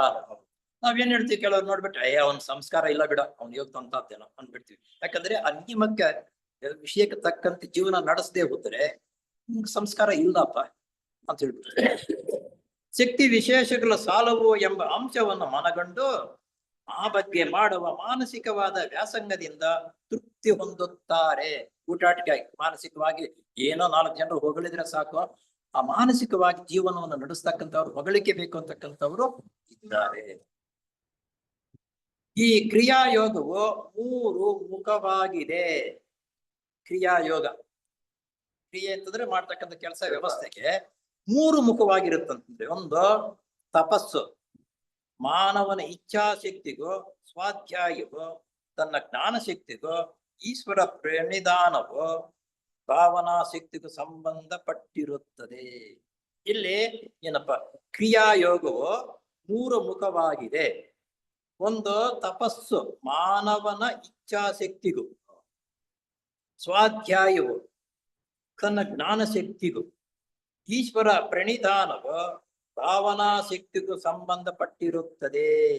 ಇಲ್ಲಿ ಇಚ್ಛಾಶಕ್ತಿ, ಜ್ಞಾನ, ಕ್ರಿಯೆ ಅಂತಕ್ಕಂಥದ್ದು ಈ ಮೂರರಲ್ಲಿ ಎಷ್ಟು ಮಾತ್ರ ನಾವಿದ್ದೀವಿ ಅಂತಂದ್ರೆ ನೋಡು, ಒಂದೊಂದು ರೀತಿ ಒಂದೊಂದು ಕಡೆ ಇವುಗಳ ಒಂದೊಂದು ರೀತಿಯಲ್ಲಿ ಅರ್ಥ ಬರುತ್ತೆ. ಇಚ್ಛಾ, ಜ್ಞಾನ, ಕ್ರಿಯೆ ಅಂತಕ್ಕಂಥದ್ದು ಈ 3 ಶಕ್ತಿಗಳಿದೆಯಲ್ಲ, ನಮ್ಮ ಬೇರೆ ಇಚ್ಛಾ ಅಂತಂದ್ರೆ ಶಿವನಿಗೆ ಇಚ್ಛಾ ಶಕ್ತಿ ಅಂತಾರೆ. ಆಮೇಲೆ ಜ್ಞಾನಕ್ಕೆ ವಿಷ್ಣು ಇದೆಯಲ್ಲ, ವಿಷ್ಣುವಿಗೆ ಜ್ಞಾನಕ್ಕೆ ಸಂಬಂಧ ಅಂತಿರ್ತಾರೆ. ಕ್ರಿಯೆ ಅಂತಂದ್ರೆ ಬ್ರಹ್ಮ ಅಂತ ಅನ್ನೋದು ಒಂದು ಹಂತದಲ್ಲೇ ಈ ಪದಗಳಿಗೆ ಆ ಅರ್ಥ ಬರುತ್ತೆ. ಇಲ್ಲಿ ಏನ್ ಹೇಳ್ತಾರಪ್ಪ ಅಂದ್ರೆ, ಈ ಪ್ರಣಿಧಾನವು ಭಾವನಾ ಶಕ್ತಿಗೂ ಸಂಬಂಧಪಟ್ಟಿರುತ್ತದೆ. ಈ 3 ನಮ್ಮ ಭಾವನಾ ಶಕ್ತಿಗೆ ಸಂಬಂಧಪಟ್ಟಿರುತ್ತದೆ. ನಮ್ಮ ಭಾವನೆಗಳು ಯಾವ ರೀತಿ ಇರುತ್ತದೆ, ಅದಕ್ಕೆ ಇಚ್ಛೆ. ಇಲ್ಲಿ ಇಚ್ಛೆ ಅಂತಂದ್ರೆ ಕೋರಿಕೆಗಳು ಇಲ್ಲಿ ಬರ್ತಕ್ಕಂಥದ್ದು. ನಮ್ಮ ಭಾವನೆ ಯಾವ ರೀತಿ, ಕೋರಿಕೆಗಳು ನಮ್ಗೆ ಒಳ್ಳೆ ಕೋರಿಕೆಗಳು ಆಗ್ಬೋದು, ಕೆಟ್ಟ ಕೋರಿಕೆಗಳು ಅಂದ್ರೆ 2 ಒಂದೇ. ಒಬ್ಬನ್ನ ಬಲಿ ಮಾಡಾದ್ರೂ ಸಂಪಾದನೆ ಮಾಡ್ಕೋ, ಇಲ್ಲ ನಿಯಮಬದ್ಧವಾಗಿ ಸಂಪಾದನೆ ಮಾಡಿ, ಇದು ಇಚ್ಛೆ. ಅವನವನ ಇದಕ್ಕೆ ತಕ್ಕಂತೆ, ಭಾವನೆಗಳಿಗೆ ತಕ್ಕಂತೆ ಇಚ್ಛೆಯು ಪ್ರಾರಂಭವಾಗುತ್ತದೆ. ಹೀಗೆ ಕ್ರಿಯಾಯೋಗವು ಮಾನವನ ಇಚ್ಛೆ, ಜ್ಞಾನ ಮತ್ತು ಭಾವನೆ. ಇಚ್ಛೆ, ಜ್ಞಾನ, ಭಾವನೆ. ಇಲ್ಲಿ ಏನು ಇಚ್ಛೆ ಅಂತಂದ್ರೆ ಆಸೆ, ಜ್ಞಾನ ಅಂತಂದ್ರೆ ಇಲ್ಲಿ ಆ ಆಸೆಯನ್ನು ಪೂರೈಸಿಕೊಳ್ಳೋದಕ್ಕಾಗಿ ನಾವು ಉಪಯೋಗಿಸ್ತಕ್ಕಂಥ ಜ್ಞಾನ. ಕಳ್ತನ ಮಾಡ್ಬೇಕಾದ್ರೆ ಒಳ್ಳೆ ಜ್ಞಾನವಿದ್ರೇನೆ ಆಯ್ತಾ. ಒಳ್ಳೆ ವ್ಯಕ್ತಿ ಒಂದು ಪುಸ್ತಕವನ್ನು ಓದಿ ವಿಷಯವನ್ನು ಗ್ರಹಿಸ್ಕೋಬೇಕಾದ್ರೆ ಜ್ಞಾನ ಇರಬೇಕು. ಹೀಗೆ ಇಚ್ಛೆ, ಜ್ಞಾನ, ಆಮೇಲೆ ಭಾವನೆ ಅಂತಂದ್ರೆ ನಾನು ಮಾಡ್ತಾ ಇರ್ತಕ್ಕಂಥದ್ದು ಸರಿನಾ ತಪ್ಪ, ಆ ಭಾವನಾ ಮಟ್ಟದಿಂದ ನಾವು ಅದನ್ನು ಯೋಚನೆ ಮಾಡಬೇಕು. ಈ 3 ಶಕ್ತಿ ವಿಶೇಷಗಳನ್ನು ಸಮರಸವಾಗಿ ಬೆಳೆಸಿ ಗುರಿಯನ್ನು ಮುಟ್ಟುವಂತೆ ಸಹಾಯ ಮಾಡುತ್ತದೆ. 3 ಒಂದು ಸಮದೃಷ್ಟಿಯಲ್ಲಿ ನಾವು ನೋಡಿಕೊಂಡು ಕೆಲಸಗಳನ್ನು ಮಾಡ್ತೀವಿ. ಬೇರೆ ಬೇರೆ ಆದ್ರೆ ಹೆಚ್ಚು ಕಡಿಮೆ ಆಗ್ತೀವಿ, ಬಿದ್ದೋಗ್ತೀವಿ, ನಂತರ ಯೋಗ ಮಾರ್ಗಕ್ಕೆ ನಾವು ಬರೋದಕ್ಕೆ ಸಾಧ್ಯವಾಗದೆ ಹೋಗ್ತೀವಿ. ಇದರಿಂದ 3 ಸಮದೃಷ್ಟಿಯಿಂದ ನೋಡಿ ಸಮರೀತಿಯಲ್ಲಿ ಕೆಲಸ ಮಾಡ್ತಕ್ಕಂಥ ಸಾಮರ್ಥ್ಯವನ್ನು ದಿನೇ ದಿನ ಸ್ವಲ್ಪ ಸ್ವಲ್ಪ ಬೆಳೆಸ್ಕೊಂಡು ಬರಬೇಕೆ ಹೊರತು ಏಕದಮ್ನ ಮಾಡ್ಬೇಕು ಅಂತಂದ್ರೆ ಆಗಲ್ಲ. ಇಲ್ಲಿ ಇಚ್ಛೆ ಎಂದರೆ ಮಾನವನ ಆತ್ಮದ ಲಕ್ಷಣವು. ಇಚ್ಛೆ ಆಸೆಯಲ್ಲ. ಇಲ್ಲಿ ಇನ್ನೊಂದು ಹೇಳ್ತಾರೆ, ಇಚ್ಛೆ ಅಂತಂದ್ರೆ ಆಸೆ ಅನ್ಕೊಂಡು, ಇಚ್ಛೆ ಅಂತಂದ್ರೆ ಆಸೆ ಅಲ್ಲ ಅಂತ ಇವರು ನಮ್ಮ ಇವರು ಹೇಳ್ತಾರೆ. ಇಚ್ಛೆ ಆತ್ಮದ ಲಕ್ಷಣವು, ಇಚ್ಛೆಯು ಆಸೆಯಲ್ಲ. ಆಸೆಯು ಹೊರಗಿನಿಂದ ನೋಡಿದ ವಸ್ತುಗಳಿಂದ ಬರತಕ್ಕದ್ದು. ಆ ಇಚ್ಛೆ ನೋಡು, ಇದರಲ್ಲಿ ಈ ಹೆಣ್ಣು ಮಕ್ಕಳಿಗೆ ಅಥವಾ ಹೆಂಗಸರಿಗೆ ಜಾಸ್ತಿ. ಯಾರಾದ್ರೂ ಒಳ್ಳೆ ಸೀರೆ ಉಟ್ಕೊಂಡಿದ್ರೆ, ಒಡವೆ ಹಾಕೊಂಡಿದ್ರೆ ಅದ್ ನೋಡಿದ ತಕ್ಷಣ ನನ್ಗೆ ಆ ಒಡವೆ ಬೇಕು, ನಾನು ಮಾಡಿಸ್ಲೇಬೇಕು ಅಂತಕ್ಕಂಥದ್ದು ಆ ಇಚ್ಛೆ ಆವಾಗ ಬೆಳವಣಿಗೆ ಆಗುತ್ತೆ. ಆ ಬೆಳವಣಿಗೆ ಬಂದಿದ್ದು ಮನೇಲಿ ಬಂದ್ಬಿಟ್ಟು ಶುರು ಮಾಡ್ತಾರೆ. ಅದು ಇಚ್ಛೆ ಆಸೆಯನ್ನ ಪ್ರೇರೇಪಿಸುತ್ತೆ. ಇದು ಬೇಕು, ಅದು ಬೇಕು, ಅದು ಬೇಡ, ಇದು ಹೀಗಿರ್ಬೇಕು ಅಂತ. ವಸ್ತುಗಳಿಂದ ಬರತಕ್ಕದ್ದು, ಆ ವಸ್ತುವನ್ನು ನೋಡಿ ಇಚ್ಛೆ ಅನ್ನೋದು ನಮ್ಮನ್ನು ಬೆಳವಣಿಗೆ ಆಗುತ್ತದೆ ಅನ್ನೋದು ಇಲ್ಲಿನ ಅರ್ಥ. ಉದಾಹರಣೆಗಾಗಿ ಇಲ್ಲಿ ಒಂದು ಉದಾಹರಣೆ ಕೊಡ್ತಾರೆ. ಕಾಫಿ ಅಭ್ಯಾಸವು ನಮ್ಮಲ್ಲಿ ಮೊದಲು ಇರಲಿಲ್ಲ. ನಾವೆಲ್ಲ ಚಿಕ್ಕಂದಿನಲ್ಲಿ ಇದೆ. ನೀವು ಇನ್ನೂ ಚಿಕ್ಕಂದಿನಲ್ಲಿರುವಾಗ ಕಾಫಿ ಅಭ್ಯಾಸ ಯಾರಿಗೂ ಹೆಚ್ಚಾಗಿ ಇರಲಿಲ್ಲ, ಮಧ್ಯೆ ಬಂದಿದ್ದೆ. ಅದನ್ನ ಬೇರೆಯವ್ರು ಕುಡಿತಾ ಇರೋದು ಆಸೆ ನೋಡ್ಬಿಟ್ಟು ಕಾಫಿ ಕುಡಿಬೇಕಂತ ಇಚ್ಛೆ ಬಂತು. ಇಚ್ಛೆ ಬಂದ ಮೇಲೆ ಅದನ್ನ ಪೂರೈಸ್ಕೊಳ್ಳೋದಕ್ಕೆ ಸಾಮರ್ಥ್ಯ ಮಾಡ್ಕೊಂಡ್ವು. ಮನೆಗೂ ಕಾಫಿ ಬಂದು ಪ್ರಚಾರವಾದ ಮೇಲೆ ಅದರ ವಿಷಯವಾಗಿ ಆಸೆ ಉದ್ಭವಿಸಿತು. ನೋಡಿ, ನಿಮ್ ಮನೆಗೆ ಬಂದು ಕಾಫಿ ಮಾಡಿಕೊಟ್ಟಿದ್ರೆ ಒಂದು ರೀತಿಯಲ್ಲಿ ಇರುತ್ತೆ. ಅದನ್ನ ಕುಡಿದ್ಬಿಟ್ಟು ನಮ್ಮ ಮನೆಗೆ ಬಂದಾಗ ನೀನ್ ಹೆಂಗ್ ಮಾಡ್ತೀಯ, ಅವ್ರ ಮನೆಗೆ ಹೋಗಿದ್ದ ಅವ್ರು ಕಾಫಿ ಮಾಡ್ಕೊಟ್ರೆ ಹೆಂಗಿರುತ್ತೆ ಗೊತ್ತಾ? ಆ ಇಚ್ಛೆ ಇಲ್ಲಿಗೂ ಅಲ್ಲಿಗೂ ಹೋಲಿಕೆ ಮಾಡ್ಕೊಂಡು ಅದನ್ನ ಜಾಸ್ತಿ ನಾವು ಇಚ್ಛೆ ಪಡ್ತೀವಿ ಅಲ್ವಾ? ಇದೆಲ್ಲ ನಮ್ಮ ರೂಢಿಲಿ ಇರ್ತಕ್ಕಂಥದ್ದು. ಇನ್ನು ಹೇಳ್ಬೇಕಂದ್ರೆ ನಮ್ಮ ಮಟ್ಟಕ್ಕೆ ನಮ್ಮ ಮನೆಯಲ್ಲಿ ಸಾಂಬಾರ್, ಕೆಲವ್ರಿಗೂ, ಎಲ್ಲರಿಗೂ ಎಲ್ಲ, ಮನೆ ಸಾಂಬಾರ್ಗಿಂತ ಬೇರೆಯವ್ರ ಮನೆ ಸಾಂಬಾರ್ ತಂದ್ರೆ ರುಚಿ ಹಂಗಂತ ನೋಡ. ಹಾಗೆ ಆ ಇಚ್ಛೆ ಅಂತಕ್ಕಂಥದ್ದು ಮನುಷ್ಯನ ಯಾಕೆ ಹಂಗಾಗೋದ? ತನ್ನ ಇದರಲ್ಲಿ ಅಧೀನದಲ್ಲಿ ಇರದೇ ಇರುವಾಗ ಆ ರೀತಿ ಹೊರಟೋಗುತ್ತೆ. ಅನಂತರ ಅದು ನಮ್ಮ ಪ್ರಕೃತಿಗೆ ಆಗದೇ ಇದ್ದ ಪಕ್ಷದಲ್ಲಿ ಅದನ್ನು ತ್ಯಜಿಸಲೇಬೇಕೆಂಬ ಇಚ್ಛೆಯ ಒಳಗಿನಿಂದ ಉದಯವಾಗುತ್ತದೆ. ಕಾಫಿ ಚೆನ್ನಾಗಿ ಕುಡಿತೀಯಪ್ಪ, ಈ ಬ್ರಾಹ್ಮಣರಲ್ಲಿ ಬೇರೆಯವರೆಲ್ಲ ದೇವ್ರನ್ನ ಪ್ರಾರ್ಥನೆ ಮಾಡ್ತಾರಂತೆ, ಕಾಫಿ ಕುಡಿದೇ ಇರ್ತಕ್ಕಂಥ ಸೊಸೆ ಬೇಕಪ್ಪ ನಮ್ಗೆ ಅಂತ. ಯಾಕಂದ್ರೆ ಅವ್ರ ಮನೆಗಳಲ್ಲಿ ಬೇಕಾದಷ್ಟು ಯಾವಾಗ್ಲೂ ಕಾಫಿ ಕುಡಿಯೋದೆ, ಕಾಫಿ ಕುಡಿತಾರೆ. ಈ ಕಾಫಿ ಮಾಡಿ ಮಾಡಿ ಎಷ್ಟು ಖರ್ಚುಗಳು ಬರುತ್ತೆ. ಅವರು ದೇವ್ರ ಸ್ವಾಮಿ ನನಗೆ ಕಾಫಿ ಕುಡಿದೇ ಇರ್ತಕ್ಕಂಥ ಸೊಸೆ ಕೊಡಪ್ಪ ಅಂತ ಬೇಡ್ಕೊಳ್ಳುವಂತ ಕಾಲ ಬಂದಿದೆಯಾ ಅಂತ ಕೆಲವರು ಹೇಳ್ತಾರೆ. ಯಾಕಂದ್ರೆ ಆ ಇಚ್ಛೆ, ಅದರ ಮೇಲೆ ಇರ್ತಕ್ಕಂಥ ಆಸಕ್ತಿ ಆ ರೀತಿ ಮಾಡಿಸುತ್ತೆ. ನಂತರ ಅದೆಲ್ಲ ಜಾಸ್ತಿ ಆಗ್ತಾ ಆಗ್ತಾ ನಿನಗೆ ಶುಗರ್ ಬಂದ್ಬಿಟ್ರೆ ಕಾಫಿ ಬಿಡ್ಬೇಕಪ್ಪ, ನೀನ್ ಕುಡಿಬಾರ್ದು ಅಥವಾ ಬೇರೆ ಹೆಚ್ಚು ಕಡಿಮೆ ಅಂತ ಡಾಕ್ಟರ್ ಹೇಳಿದಾಗ ಅದನ್ನು ಒಳಗಡೆಯಿಂದ ಇವ್ ನನ್ ಬಿಟ್ಟು ಬಿಡ್ಲೇಬೇಕಪ್ಪ ಅಂತ ಜ್ಞಾನ ಉದ್ಭವ ಆದಾಗ ಬಿಡುವುದು ಕಷ್ಟವೇ. ಕಷ್ಟವಾದರೂ ಸರಿ ಮಂತ್ರ ಬಿಡು. ಕ್ರಿಯಾಯೋಗವೆಂದರೆ ಪ್ರಥಮ ದರ್ಜೆಯದು. ಇಲ್ಲಿ ಕ್ರಿಯಾಯೋಗ ಅಂದ್ರೆ ಪ್ರಥಮ ದರ್ಜೆ, ಪ್ರೈಮರಿ ಸ್ಕೂಲ್, ಪ್ರಥಮ ದರ್ಜೆ ಇದು ಎಂದು ಕೆಲವರು ಅರ್ಥ ಮಾಡುತ್ತಾರೆ. ಮತ್ತೆ ಕೆಲವರು ಅದನ್ನ ಮನುಷ್ಯನ ಉತ್ಸಾಹದ ಶರ್ತಿಗಳನ್ನು ಪರೀಕ್ಷೆಗೆ ಗುರಿಪಡಿಸುವುದು. ಯಾವುದೋ ಇಚ್ಛೆ ಅಂತಂದ್ರೆ ಪ್ರಥಮವಾಗಿ ಆ ಮನುಷ್ಯನಲ್ಲಿ ಉತ್ಸಾಹ ಶರ್ತೆ ಎಷ್ಟಿದೆ ಅಂತ ತಿಳ್ಕೊಳ್ಳೋದಕ್ಕಾಗಿ ಅದನ್ನ ನೀನು ಆಧ್ಯಾತ್ಮಿಕ ಜೀವನವನ್ನು ನಡೆಸಬೇಕಾದ್ರೆ ನಿನ್ನ ಶ್ರದ್ಧೆ, ನಿನ್ನ ಉತ್ಸಾಹ ಎಷ್ಟಿದೆ ಅಂತ ಅನ್ನೋದನ್ನ ನೋಡಿ ಅಭಿವೃದ್ಧಿ ಆಗ್ತಾನ ಇಲ್ವಾ ಅಂತಕ್ಕಂಥದ್ದನ್ನು ಹೇಳು. ವಸ್ತುತಃ ಆಚರಣೆಗೆ ಬರತಕ್ಕದ್ದು ಎಂದು ಅಭಿಪ್ರಾಯ ಪಡುತ್ತಾರೆ. ವಸ್ತುತಃ ಅಂದ್ರೆ ಹೇಳುವ ರೀತಿ, ಮಾಡುವುದೊಂದು ಮಾಡ್ತಕ್ಕಂಥದ್ದನ್ನ ಅಭಿವೃದ್ಧಿ ಪಡಿಸಿಕೊಂಡಾಗ, ಹೇಳಿದ ರೀತಿಯಲ್ಲಿ ವ್ಯವಸ್ಥೆ ರೀತಿಯಲ್ಲಿ ಜೀವನ ನಡೆಸ್ತಾ ಇದ್ದಾಗ ನೀನು ಅಭಿವೃದ್ಧಿ ಆಗ್ತೀಯಾ. ವಿಮರ್ಶೆ ಮಾಡಿ ನೋಡಿದರೆ ಇದರಲ್ಲಿ ಎರಡು ಗುಣಗಳಿರುತ್ತವೆ. ಏನು? ಇದು ಸಾಧಕನಿಗೆ ಪ್ರಥಮದಲ್ಲಿ ಸುಲಭವಾಗಿ ಸಾಧಿಸಲು ಯೋಗ್ಯವಾದದ್ದು ಮತ್ತು ಆಚರಣೆಗೆ ಬರುವಂತಹದ್ದು ಎರಡೂ ಆಗಿದೆ. ಪ್ರಥಮವಾಗಿ ಪ್ರಥಮದಲ್ಲಿ ಸುಲಭವಾಗಿ ಸಾಧಿಸಲು ಯೋಗ್ಯವಾದದ್ದು. ಏನೇನು ಬರ್ತೇವೆ, ಭಾರತ ಸಮಾಜ ಪೂಜೆ ಮಾಡ್ತಾ ಇರ್ತಾರೆ, ಕೂತ್ಕೊಂಡು ಒಂದ್ಸಲ ಆಸಕ್ತಿ ಶ್ರದ್ಧೆ ಬರುತ್ತೆ. ಅಯ್ಯೋ ಪೂಜೆ ಅಂತಂದ್ರೆ ಇಷ್ಟೇನಾ, ಎಷ್ಟು ಚೆನ್ನಾಗಿದೆಪ್ಪ ಅಂತಕ್ಕಂಥದ್ದು ಸ್ವಲ್ಪ ಆಸೆ ಕೆರಳಿಸುತ್ತೆ ಪ್ರಥಮದಲ್ಲಿ. ಸಾಧಕನಿಗೆ ಪ್ರಥಮದಲ್ಲಿ ಸುಲಭವಾಗಿ ಸಾಧಿಸಲು ಯೋಗ್ಯವಾದದ್ದು, ಇದು ಬಹಳ ಅದ್ಭುತವಾಗಿದೆಯಪ್ಪ ಪೂಜಾ ಪುನಸ್ಕಾರ ದೇವಸ್ಥಾನಗಳು ಹೋಗ್ಬಿಟ್ಟು ಯಾವ ರೀತಿ ಪೂಜೆ ಇರುತ್ತೆ, ಇಲ್ಲಿ ಯಾವ ರೀತಿ ಪೂಜೆ ಮಾಡ್ತಾರೆ ಅಂತಕ್ಕಂಥದ್ದು ಪ್ರಥಮದಲ್ಲಿ ನೋಡಿದಾಗ ಆಸೆ ಅನ್ನೋದು ಅವನಿಗೆ ಕೆರಳುತ್ತೆ. ಮತ್ತು ಆಚರಣೆಗೆ ಬರುವಂತಹದ್ದು ಎರಡೂ ಆಗಿದೆ. ಕೆಲವರು ಪೂಜೆಗೆ ಬಂದಾಗ ಅದನ್ನ ಆಚರಣೆ ಯಾವ್ದು ಮಾಡ್ಬೇಕು, ಯಾವ್ದಾದ್ಮೇಲೆ ಹ್ಯಾಕ್ ಕೊಡ್ಬೇಕು, ಯಾವ್ದಾದ್ ಕೆಲವರಿಗೆ ಎಷ್ಟು ಸಲ ಹೇಳಿದ್ರು ತೀರ್ಥ ಆದ ತಕ್ಷಣ ತಗೊಳ್ತಕ್ಕಂಥವ್ರು ಇರ್ತಾರೆ.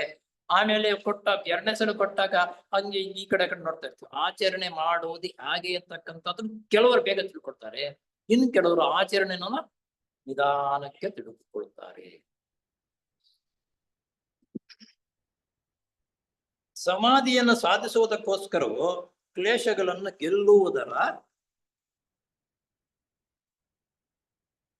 ಗೋಸ್ಕರವು ಕ್ರಿಯಾಯೋಗವನ್ನು ಅಭ್ಯಾಸ ಮಾಡಬೇಕು. ಇಲ್ಲಿ ಆಧ್ಯಾತ್ಮಿಕ ಜೀವನವನ್ನು ನಾವು ನಡೆಸಬೇಕು ಅಂತಂದ್ರೆ ಈ ಕ್ರಿಯಾ ಯೋಜನೆಗಳಿದೆಯಲ್ಲ ಇವನ್ನು ನಾವು ಮೊದಲು ಗೆಲ್ಲಬೇಕು. ಈ ಮೂರನ್ನು ನಾವು ಮೊದಲು ಗೆಲ್ಲಬೇಕು. ಕ್ರಿಯಾಯೋಗ ಅಂದ್ರೆ ಬ್ರಾಕೆಟ್ ಅಲ್ಲಿ ಹೇಳ್ತಾರೆ, ಕ್ರಿಯಾಯೋಗವನ್ನು ಪ್ರಾರಂಭದಲ್ಲಿ ಅನುಷ್ಠಾನ ಮಾಡಬೇಕೆಂದು ವಿಧಿಸಿದ್ದಾಗಿಯೂ ಯಾವ್ಯಾವ ಅಂದ್ರೆ ತಪಸ್ಸು, ಕ್ರಿಯಾಯೋಗ ಮೊದಲು ಹೇಳಿದ್ರಲ್ಲ ಫಸ್ಟ್ ನಲ್ಲಿ, ತಪಸ್ಸು, ಸ್ವಾಧ್ಯಾಯ, ಈಶ್ವರ ಪ್ರಣಿಧಾನ, ಈ ಮೂರನ್ನ ಗೆಲ್ಲಬೇಕು ನಿಧಾನಕ್ಕೆ ಅಂತ ವನ್ನು ಪ್ರಾರಂಭದಲ್ಲಿ ಅನುಷ್ಠಾನ ಮಾಡಬೇಕೆಂದು ವಿಧಿಸಿದ್ದಾಗಿಯೂ ಅವುಗಳ ಪ್ರಾಮುಖ್ಯತೆಯು ದೊಡ್ಡದು. ಇವು ಮೂರು ಗೆಲ್ಲಬೇಕಪ್ಪ ಅಂತ ಪ್ರಾರಂಭದಲ್ಲಿ ಹೇಳಿದ್ರು ಅವುಗಳನ್ನು ಅನುಷ್ಠಾನ ಮಾಡ್ತಕ್ಕಂಥದ್ದು ಬಹಳ ದೊಡ್ಡ. ಹೇಳೋದು ಸುಲಭ, ಕಳ್ತನ ಮಾಡಬಾರ್ದು ಅಂದ್ರು ಸುಲಭ. ಕಳ್ತನ ಮಾಡದೇ ಇರ್ತಕ್ಕಂಥದ್ದು ಎಷ್ಟು ಕಷ್ಟ ಅಂತ ಅನ್ನೋದನ್ನ ಅನುಭವಿಸ್ತಕ್ಕಂಥವ್ರು ಗೊತ್ತಾಗತ್ತೆ. ಹೇಳುವುದೇನೋ ಸುಲಭ, ಅದು ಅನುಷ್ಠಾನ ಮಾಡ್ತಕ್ಕಂಥದ್ದು ಬಹಳ ಕಷ್ಟ. ಆದರೆ ಈ ಮೂರು ಕ್ರಿಯೆ ಯೋಗದ ಅಂಗಗಳು ಕ್ಲೇಶಗಳನ್ನು ಗೆಲ್ಲುವುದರಲ್ಲಿ ತುಂಬಾ ಸಹಾಯ ಮಾಡುವುದಲ್ಲದೆ ಸಾಧಕನನ್ನು ಯೋಗದ ಅಂತ್ಯ ಗುರಿಯಾದ ಸಮಾಧಿ ಮಟ್ಟಕ್ಕೆ ಕರೆದೊಯ್ಯುತ್ತವೆ. ನೋಡಿ, ಇವನ್ನ ಹೇಳಿದಾಗ ಸುಲಭವೇ, ಅನುಷ್ಠಾನ ಸ್ವಲ್ಪವಾಗಿ ಮೂರು ಕ್ರಿಯಾ ಯೋಗಗಳನ್ನು ನಾವು ಅನುಷ್ಠಾನಕ್ಕೆ ಸ್ವಲ್ಪ ಬಂದರೆ ನಂತರ ಮುಂದುವರಿಯತಕ್ಕಂಥದ್ದು ಸುಲಭ. ನಮ್ಗೆ ಸಾಧಾರಣವಾಗಿ PUC ವರೆಗೂ SLC PUC ವರೆಗೂ ಕಷ್ಟ. ಆ ಹುಡುಗನ ಕಡೆ ಹುಡುಗಿ ಆಗ್ಲೆ ಅವ್ರ ಕಡೆ ನಾವು ಗಮನವನ್ನು ಕೊಡ್ತಾ ಇದ್ದು ಸರಿದಿದ್ದುತ್ತಾ ಇರ್ಬೇಕು. ಕ್ಲಾಸ್ ಹೋಗ್ತಾ ಇದ್ದಾನ ಇಲ್ವಾ, ಅವ್ರ ಸ್ನೇಹಿತರು ಎಂತವ್ರು ಇದ್ದಾರೆ, ಏನ್ ಮಾಡ್ತಾ ಇದ್ದೇನೆ ಅಂತಕ್ಕಂಥದ್ದನ್ನು ಸ್ವಲ್ಪ ಹಿಂದ್ಗಡೆಯಿಂದ ನೋಡ್ಕೊಂತ ಇದ್ದು ಆ ಮಟ್ಟಕ್ಕೆ ಎಳೆದ ಮೇಲೆ ನಂತರ ಅವರಷ್ಟಕ್ಕೆ ಎಲ್ಲಿ ಬಿಟ್ರು ಅವರಷ್ಟಕ್ಕೆ ಓದ್ಕೊಂಡ್ ಬರ್ತಾರೆ. ಆಮೇಲೆ ಭಯ ಇಲ್ಲ. SLCಗೆ ಹೋಗ್ತಾ ಇದ್ರು ಅಯ್ಯೋ ಅವನು ಏನು ಕ್ಲಾಸ್ಗೆ ಹೋಗಿದ್ದಾನೋ ಆಚೆ ಕಡೆ ಹೋಗಿದ್ದಾನೋ ಅನ್ನೋದು ಮನೆಯಲ್ಲಿ ಇರ್ತಕ್ಕಂಥವ್ರಿಗೊಂದು ಕ್ಯೂರಿಯಾಸಿಟಿ ಇರುತ್ತೆ. ಅದು ಹೆಣ್ಮಕ್ಳಾದ್ರೆ ಇನ್ನೂ ಕ್ಯೂರಿಯಾಸಿಟಿ ಇರುತ್ತೆ. ಹಾಗೆ ಈ ಮೂರು ಕ್ರಿಯಾ ಯೋಗಗಳಿದೆಯಲ್ಲ, ಮೊದಲು ಅನುಷ್ಠಾನಕ್ಕೆ ಬರತಕ್ಕಂಥದ್ದು ಕಷ್ಟ. ಇವರು ಅನುಷ್ಠಾನಕ್ಕೆ ಬರ್ತಾ ಇದ್ದಾರಾ ಇಲ್ವಾ ಅಂತಕ್ಕಂಥ ಸೂಚನೆ ಕೊಡ್ತಕ್ಕಂಥವ್ರ ಮಾರ್ಗದರ್ಶನ ನೀಡ್ತಕ್ಕಂಥವರ ಸ್ಥಳದಲ್ಲಿ ಅವನು ಸಿಕ್ಕಿಕೊಂಡಾಗ ಪೂರ್ತಿಯಾಗುತ್ತದೆ. ಅವನಷ್ಟಕ್ಕೆ ಅವನ ಬಿಟ್ರೆ ಅವನಷ್ಟಕ್ಕೆ ಅವನನ್ನು ಬರಬಹುದು, ಇಲ್ಲ ನನಗೆ ಈ ಜನ್ಮದಲ್ಲಿ ಆಗಲ್ಲ ಬಿಡಪ್ಪ ಅಂತ ನಾನು ಬಿಟ್ಟು ಬಿಡಬಹುದು. ಈ ಪ್ರಯೋಜನವೆಷ್ಟೇ, ಈ ಸಾಧನ ಪಾದದ 43, 45ನೇ ಸೂತ್ರಗಳ ವಿವರಣೆಯಿಂದ ಸ್ಪಷ್ಟವಾಗುವುದು. ಇವಕ್ಕೂನು 43 ಮತ್ತು 45ನೇ ಸೂತ್ರ ಬರುತ್ತೆ ಮುಂದೆ. ಅದರಲ್ಲಿ ಇವುಗಳ ಬಗ್ಗೆ ಬಹಳ ವಿವರವಾಗಿ ಕೊಡ್ತೀವಿ. ಅತ್ಯಂತ ಕಟ್ಟಕಡೆಯ ಗುರಿಯಾದ ಸಮಾಧಿಯ ಸಿದ್ಧಿಯು ಸಮಾಧಿ ಪಾದದ 23ನೇ ಸೂತ್ರ. ಸಮಾಧಿ ಪಾದ ಅಂತಕ್ಕಂಥದ್ದನ್ನ ಅದನ್ನೇ ವಿವರವಾಗಿ 23ನೇ ಸೂತ್ರದಲ್ಲಿ ಮುಂದೆ ಅವನು ಸೂತ್ರ ಬರೆದು ಬಿಟ್ಟು ಅದು ಸಂಬಂಧಪಟ್ಟ ವಿವರಣೆಗಳನ್ನ, ಅದಕ್ಕೆ ಏನು ಅಡ್ಡಾತಂಕಗಳು ಬರುತ್ತೆ, ನಾವು ಅದನ್ನ ಹೆಂಗ್ ಸಾಧಿಸಬೇಕು ಅಂತಕ್ಕಂಥ ವಿವರಣೆ ಮುಂದೆ ಬರುತ್ತೆ. 45ನೇ ಸೂತ್ರಗಳ ವ್ಯಾಸಂಗದಿಂದ ತಿಳಿದು ಬರುವ ಈಶ್ವರ ಪ್ರಣಿಧಾನದ ಮೂಲಕವೇ ಕರಗತವಾಗುವುದು. ತಪಸ್ಸು ಮತ್ತು ಸ್ವಾಧ್ಯಾಯಗಳು ಪ್ರಾರಂಭದಲ್ಲೂ ಮತ್ತು ಕೊನೆ ಹಂತದಲ್ಲೂ ಕೂಡ ಸಾಧಕನಿಗೆ ಒತ್ತಾಸೆ ಕೊಡುತ್ತವೆ. ತಪಸ್ಸು ಅಂತಕ್ಕಂಥದ್ದು ಅಂತಂದ್ರೆ ಸಿದ್ಧವಾಗಿರತಕ್ಕಂಥದ್ದು. ಇಲ್ಲಿ ಮೊದಲು ಬರ್ತಾ ನಾವೇನ್ ಮಾಡ್ತೀವಿ, ಧ್ಯಾನ ಮಾಡ್ತಕ್ಕಂಥದ್ದು, ಸಣ್ಣ ಪುಸ್ತಕಗಳು ಓದ್ತಕ್ಕಂಥದ್ದು.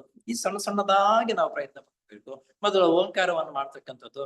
ಭಾರತ ಸಮಾಜ ಪೂಜೆಗೆ ಮೊದಲು ನಾವು ಓಂಕಾರ ಮಾಡ್ಬೇಕಪ್ಪ ಅಂತಂದ್ರೆ ಈ ಸಣ್ಣದನ್ನ ಹೇಳ್ಕೊಡ್ತಾ ನಂತರ ಅವರನ್ನ ಆಸಕ್ತಿಯನ್ನು ಕೆರಳಿಸಿ ನಂತರ ಸ್ವಲ್ಪ ಹೊತ್ತು ಧ್ಯಾನ ಮಾಡೋದನ್ನ ಹೇಗೆ ಅಂತಕ್ಕಂಥದ್ದು ಹೇಳ್ಕೊಡುತ್ತಾ ಇಷ್ಟು ಸಮಯವನ್ನು ಕಾಪಾಡಿಕೊಳ್ತಕ್ಕಂಥ ಸಾಮರ್ಥ್ಯ ಶಿಸ್ತಾಗಿ ಬರ್ತಾ ಇದ್ದಾನೆ ಅಂತ ಅನ್ನೋದು ನಮಗೆ ಖಾತ್ರಿ ಆದರೆ ನೋಡಪ್ಪ ಸಣ್ಣ ಪುಸ್ತಕಗಳು ಇಂಥ ಪುಸ್ತಕ ಓದಿ ಈ ರೀತಿ ಓದಿ ಈ ರೀತಿ ಓದಿ ಅಂತಕ್ಕಂಥ ಸ್ವಲ್ಪ ಮಾರ್ಗದರ್ಶನ ನಾವು ಬೇರೆಯವ್ರಿಗೆ ಕೊಡ್ತಾ ಇದ್ದಾಗ ಆತನಲ್ಲಿ ಆ ಸಾಮರ್ಥ್ಯ ಶಕ್ತಿ ಬೆಳವಣಿಗೆ ಆಗುತ್ತೆ. ಪ್ರಾರಂಭದಲ್ಲೂ ಮತ್ತು ಕೊನೆ ಹಂತದಲ್ಲೂ ಕೂಡ ಸಾಧಕನಿಗೆ ಒತ್ತಾಸೆ ಕೊಡುತ್ತವೆ. ಅದನ್ನ ಬೆಳೆಯುವ ಪೈರು ಮೊಳಕೆಯಲ್ಲಿ ಅಂತೀವಿ ನೋಡು. ನಾವು ಬಿತ್ತನೆ ಮಾಡಿದಾಗ 4ನೇ ದಿವಸ 5ನೇ ದಿವಸ ಹೋಗ್ಬಿಟ್ರೆ ಆ ಮೊಳಕೆ ಇಷ್ಟು ಚೆನ್ನಾಗಿ ಬಂದಿದ್ರೆ ಬೆಳೆ ಉತ್ತಮವಾಗಿ ಆಗುತ್ತೆ ಅನ್ನೋದು ನಮ್ಗೆಲ್ಲ ಗೊತ್ತಾಗುತ್ತೆ. ಹಾಗೆ ಸಾಧಕನು ಆಧ್ಯಾತ್ಮಿಕ ವಿಷಯಕ್ಕೆ ಅಭಿವೃದ್ಧಿ ಆಗ್ತಾನ ಇಲ್ವಾ ಅಂತಕ್ಕಂಥದ್ದು ಸಾಧಕನು ಅವ್ನು ಮಾಡ್ತಕ್ಕಂಥ ಕೆಲಸಗಳನ್ನು ನೋಡಿ ನಾವು ನಿರ್ಣಯ ತಗೋಬಹುದು.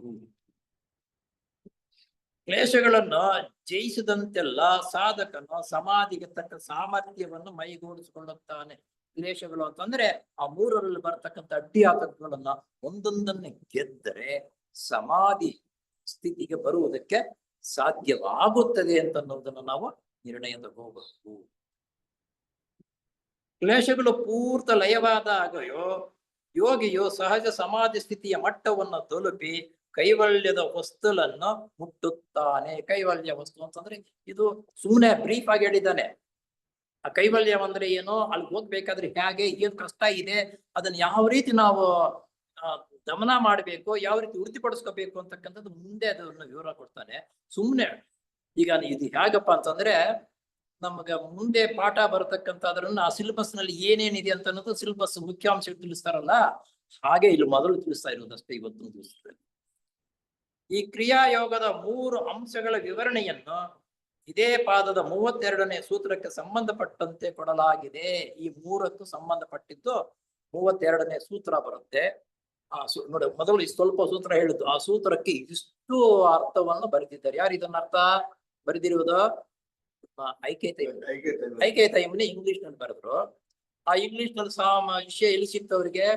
ಪತಂಜಲಿಯವರು ಬರೆದಿರತಕ್ಕಂತ ಪುಸ್ತಕದಿಂದ ಅದು ಇಂಗ್ಲಿಷ್ ತರ್ಜಮೆ ಮಾಡಿ ಆ ಇಂಗ್ಲಿಷ್ ನಲ್ಲಿ ಇರ್ತಕ್ಕಂಥದ್ದನ್ನ ನಮ್ಮ ಕರ್ನಾಟಕದಲ್ಲಿ ಕನ್ನಡದಲ್ಲಿ ಬರೀಬೇಕು ಅಂತ ರಾಜಪ್ಪನವರು ಅದನ್ನು ಟ್ರಾನ್ಸ್ಲೇಷನ್ ಮಾಡಿ, ಇಷ್ಟು ಮಾತ್ರ ನಾವು ಸ್ವಲ್ಪ ವಿಷಯಗಳನ್ನು ತಿಳ್ಕೊಳ್ಳೋದಕ್ಕೆ ಎಷ್ಟು ಜನರ ಸಹಾಯ? ಮೊದಲನೇವ್ರದ್ದು ಪತಂಜಲಿಗಳದ್ದು, ಆಮೇಲೆ ಐಕೇತೈಮನಿಯವ್ರದ್ದು, ಆಮೇಲೆ ನಮ್ಮ ರಾಜಪ್ಪನವರು. ನಾವು ಇಷ್ಟೆಲ್ಲರೂ ಸೇರಿ ಇವಾಗ ಅದು ಅಲ್ಲಿಂದ ಅಲ್ಲಿಂದ ಅಲ್ಲಿಂದ ಅಲ್ಲಿಂದ ತಿರುಗಿ ಬಂದಿದ್ದೀವಿ.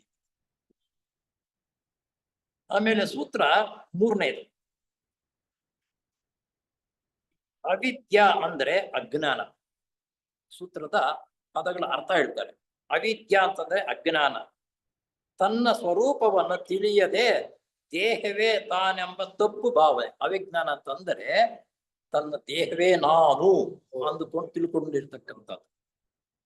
ತನ್ನ ಸ್ವರೂಪವನ್ನು ತಿಳಿಯದೆ ದೇಹವೇ ತಾನೆಂಬ ತಪ್ಪು ಭಾವನೆ. ನಾವು ಯಾರು, ನಾವ್ ಎಲ್ಲಿಂದ ಬಂದವು ಅಂತಕ್ಕಂಥ ವಿಷಯ ಉತ್ತರ ಗೊತ್ತಿಲ್ಲ ನಮಗೆ. ಅಲ್ಲ, ಮನಿ ಬೇಸೆಂಟು ಯಾವಾಗ್ಲೂ ಚಿಂತನೆ ಮಾಡೋದು, ನಾನು ಯಾರೋ, ನಾನು ಎಲ್ಲಿಂದ ಬಂದೆ, ನನಗೂ ಈ ಭೂಮಿಗೆ ಏನು ಸಂಬಂಧ ಅಂತಕ್ಕಂಥದ್ದು ಯಾವಾಗ್ಲೂ ಅದೇ ಕೊರಗುತ್ತಾ ಇದ್ರು.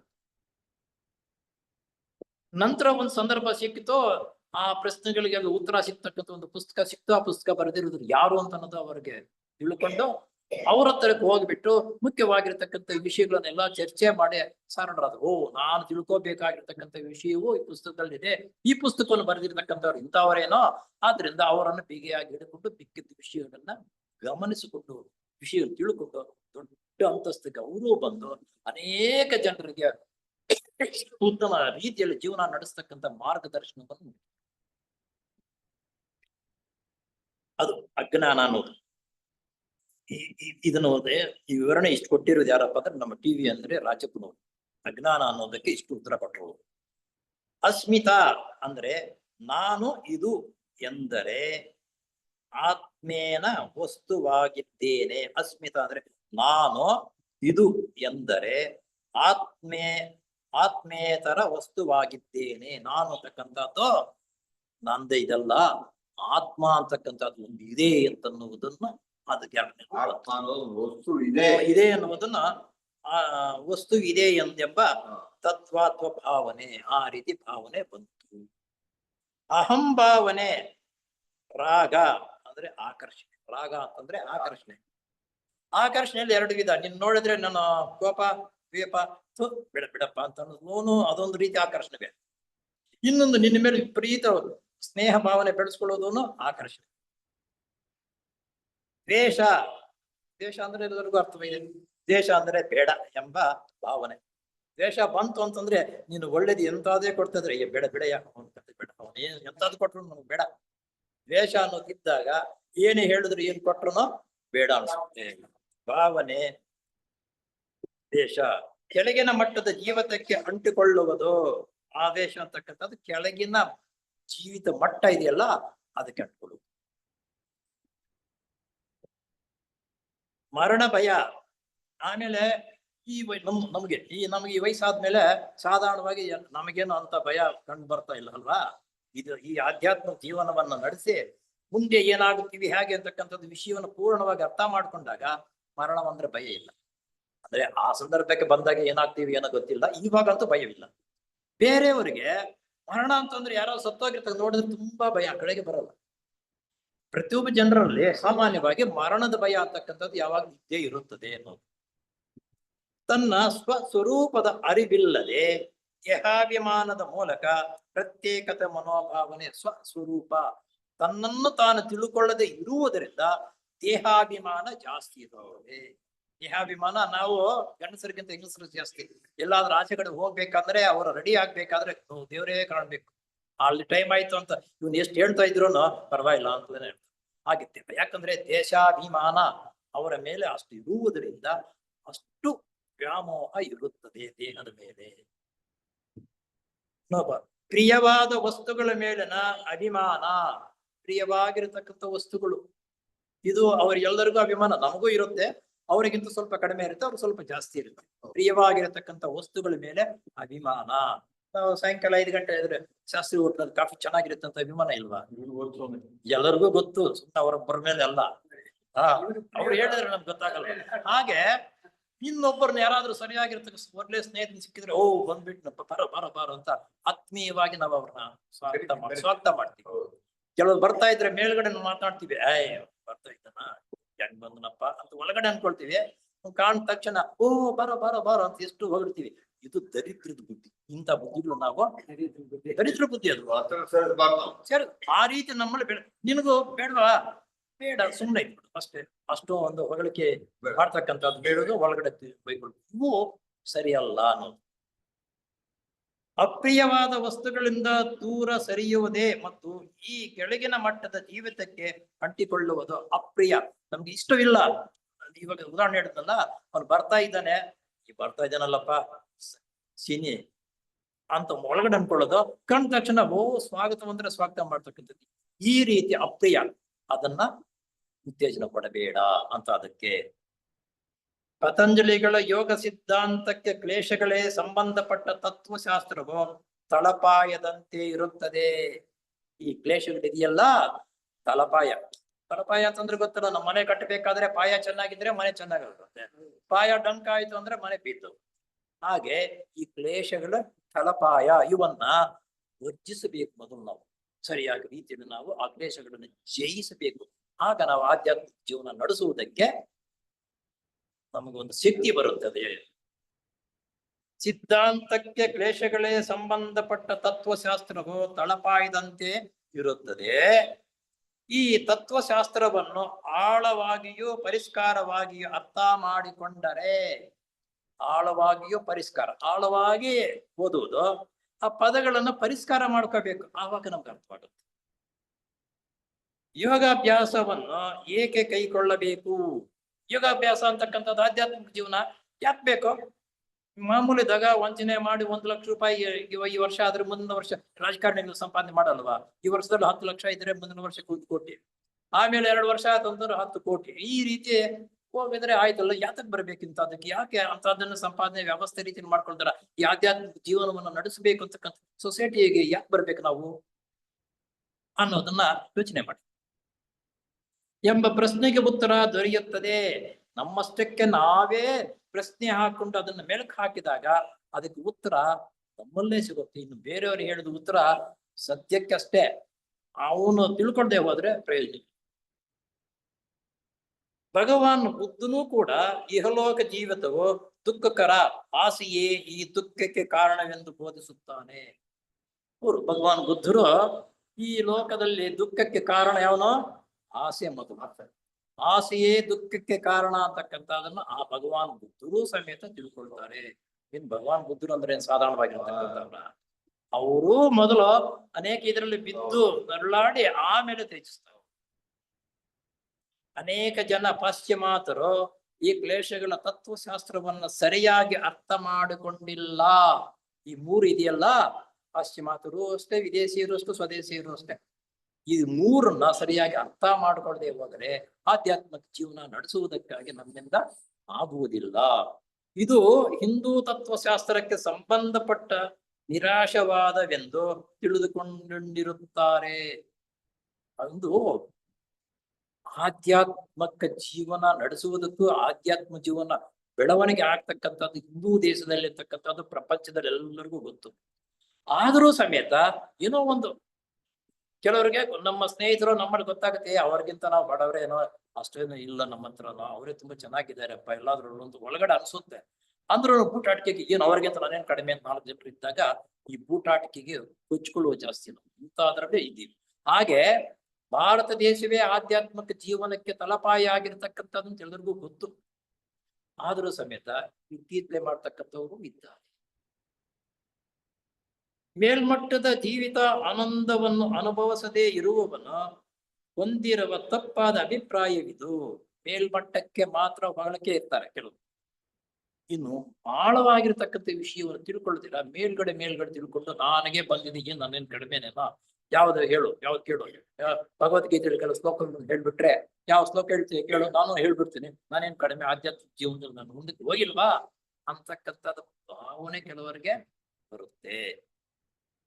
ಇವರು ಹೊಂದಿರುವ ತಪ್ಪಾದ ಅಭಿಪ್ರಾಯವಿದೋ ಅದು ಎಷ್ಟಿದೆ, ಸಮುದ್ರವನ್ನಾದ್ರೂ ಈಜಬಹುದು, ಇದನ್ನು ಈಜುವುದಕ್ಕೂ ಮೇಲಕ್ಕೆ ಬೆಳವಣಿಗೆ ಆಗುವುದಕ್ಕೂ ಅಷ್ಟೊಂದು ಕಷ್ಟವಾಗಿರ್ತಕ್ಕಂಥದ್ದು ಅಷ್ಟು ಸುಲಭವಾಗಿ ಬರುವುದು ಅಲ್ಲ. ಮಾನವ ಜೀವಿತವನ್ನು ವಿಜ್ಞಾನ ದೃಷ್ಟಿಯಿಂದ ವಿಮರ್ಶೆ ಮಾಡಿ ನೋಡಿದರೆ, ಅದಕ್ಕೆ ನಾನು ಮೊದಲೇ ಹೇಳಿದೆ, ಏಕೆ ಟೈಮ್ನವರು ವಿಜ್ಞಾನಕ್ಕೆ ಹೋಲಿಕೆ ಮಾಡಿ ಉದಾಹರಣೆ ಕೊಡ್ತಾರೆ. ಮಾನವ ಜೀವಿತವನ್ನು ವಿಜ್ಞಾನ ದೃಷ್ಟಿಯಿಂದ ವಿಮರ್ಶೆ ಮಾಡಿ ನೋಡಿದರೆ ಐಹಿಕ ಜೀವಿತವು ದುಃಖಪೂರಿತವಾದದ್ದು. ನಮ್ಮ ಬೂಟಾಟಿಕೆ ಜೀವನ ಕೆಲವ್ರು ಹೆಂಗಂತಂದ್ರೆ, ಅವನ ಮನೆ ಸಾಧಾರಣವಾಗಿರುತ್ತೆ ನೋಡೋದಕ್ಕೆ ಮುಂದ್ಗಡೆ, ನಮ್ಮ ಮನೆಯಲ್ಲಿ ಫ್ರಿಡ್ಜ್ ಇದೆ, ಫ್ಯಾನ್ ಇದೆ, ಆಮೇಲೆ AC ಇದೆ, ಇನ್ನು ನಮ್ಮ ಅದು ಇದೆ, ಇದಿದೆ ಅಂತೆಲ್ಲ ಬೂಟಾಟಿಕೆ ಕೊಚ್ಕೊಂಡಿರ್ತಾರೆ ಏನೋ ದೊಡ್ಡದಾಗಿ. ಆಮೇಲೆ ಒಂದಲ್ಲ ಒಂದ್ ದಿವಸ ಬಂದಾಗ ಅಲ್ಲಿ ಏನು ಇರುತ್ತೆ. ಇದು ಬೂಟಾಟಿಕೆ ಜೀವನ ಹೇಳ್ಕೊಳ್ತಕ್ಕಂಥದ್ದು ಅನ್ನೋದು ಏನೋ ಆಗಿದಲ್ಲ.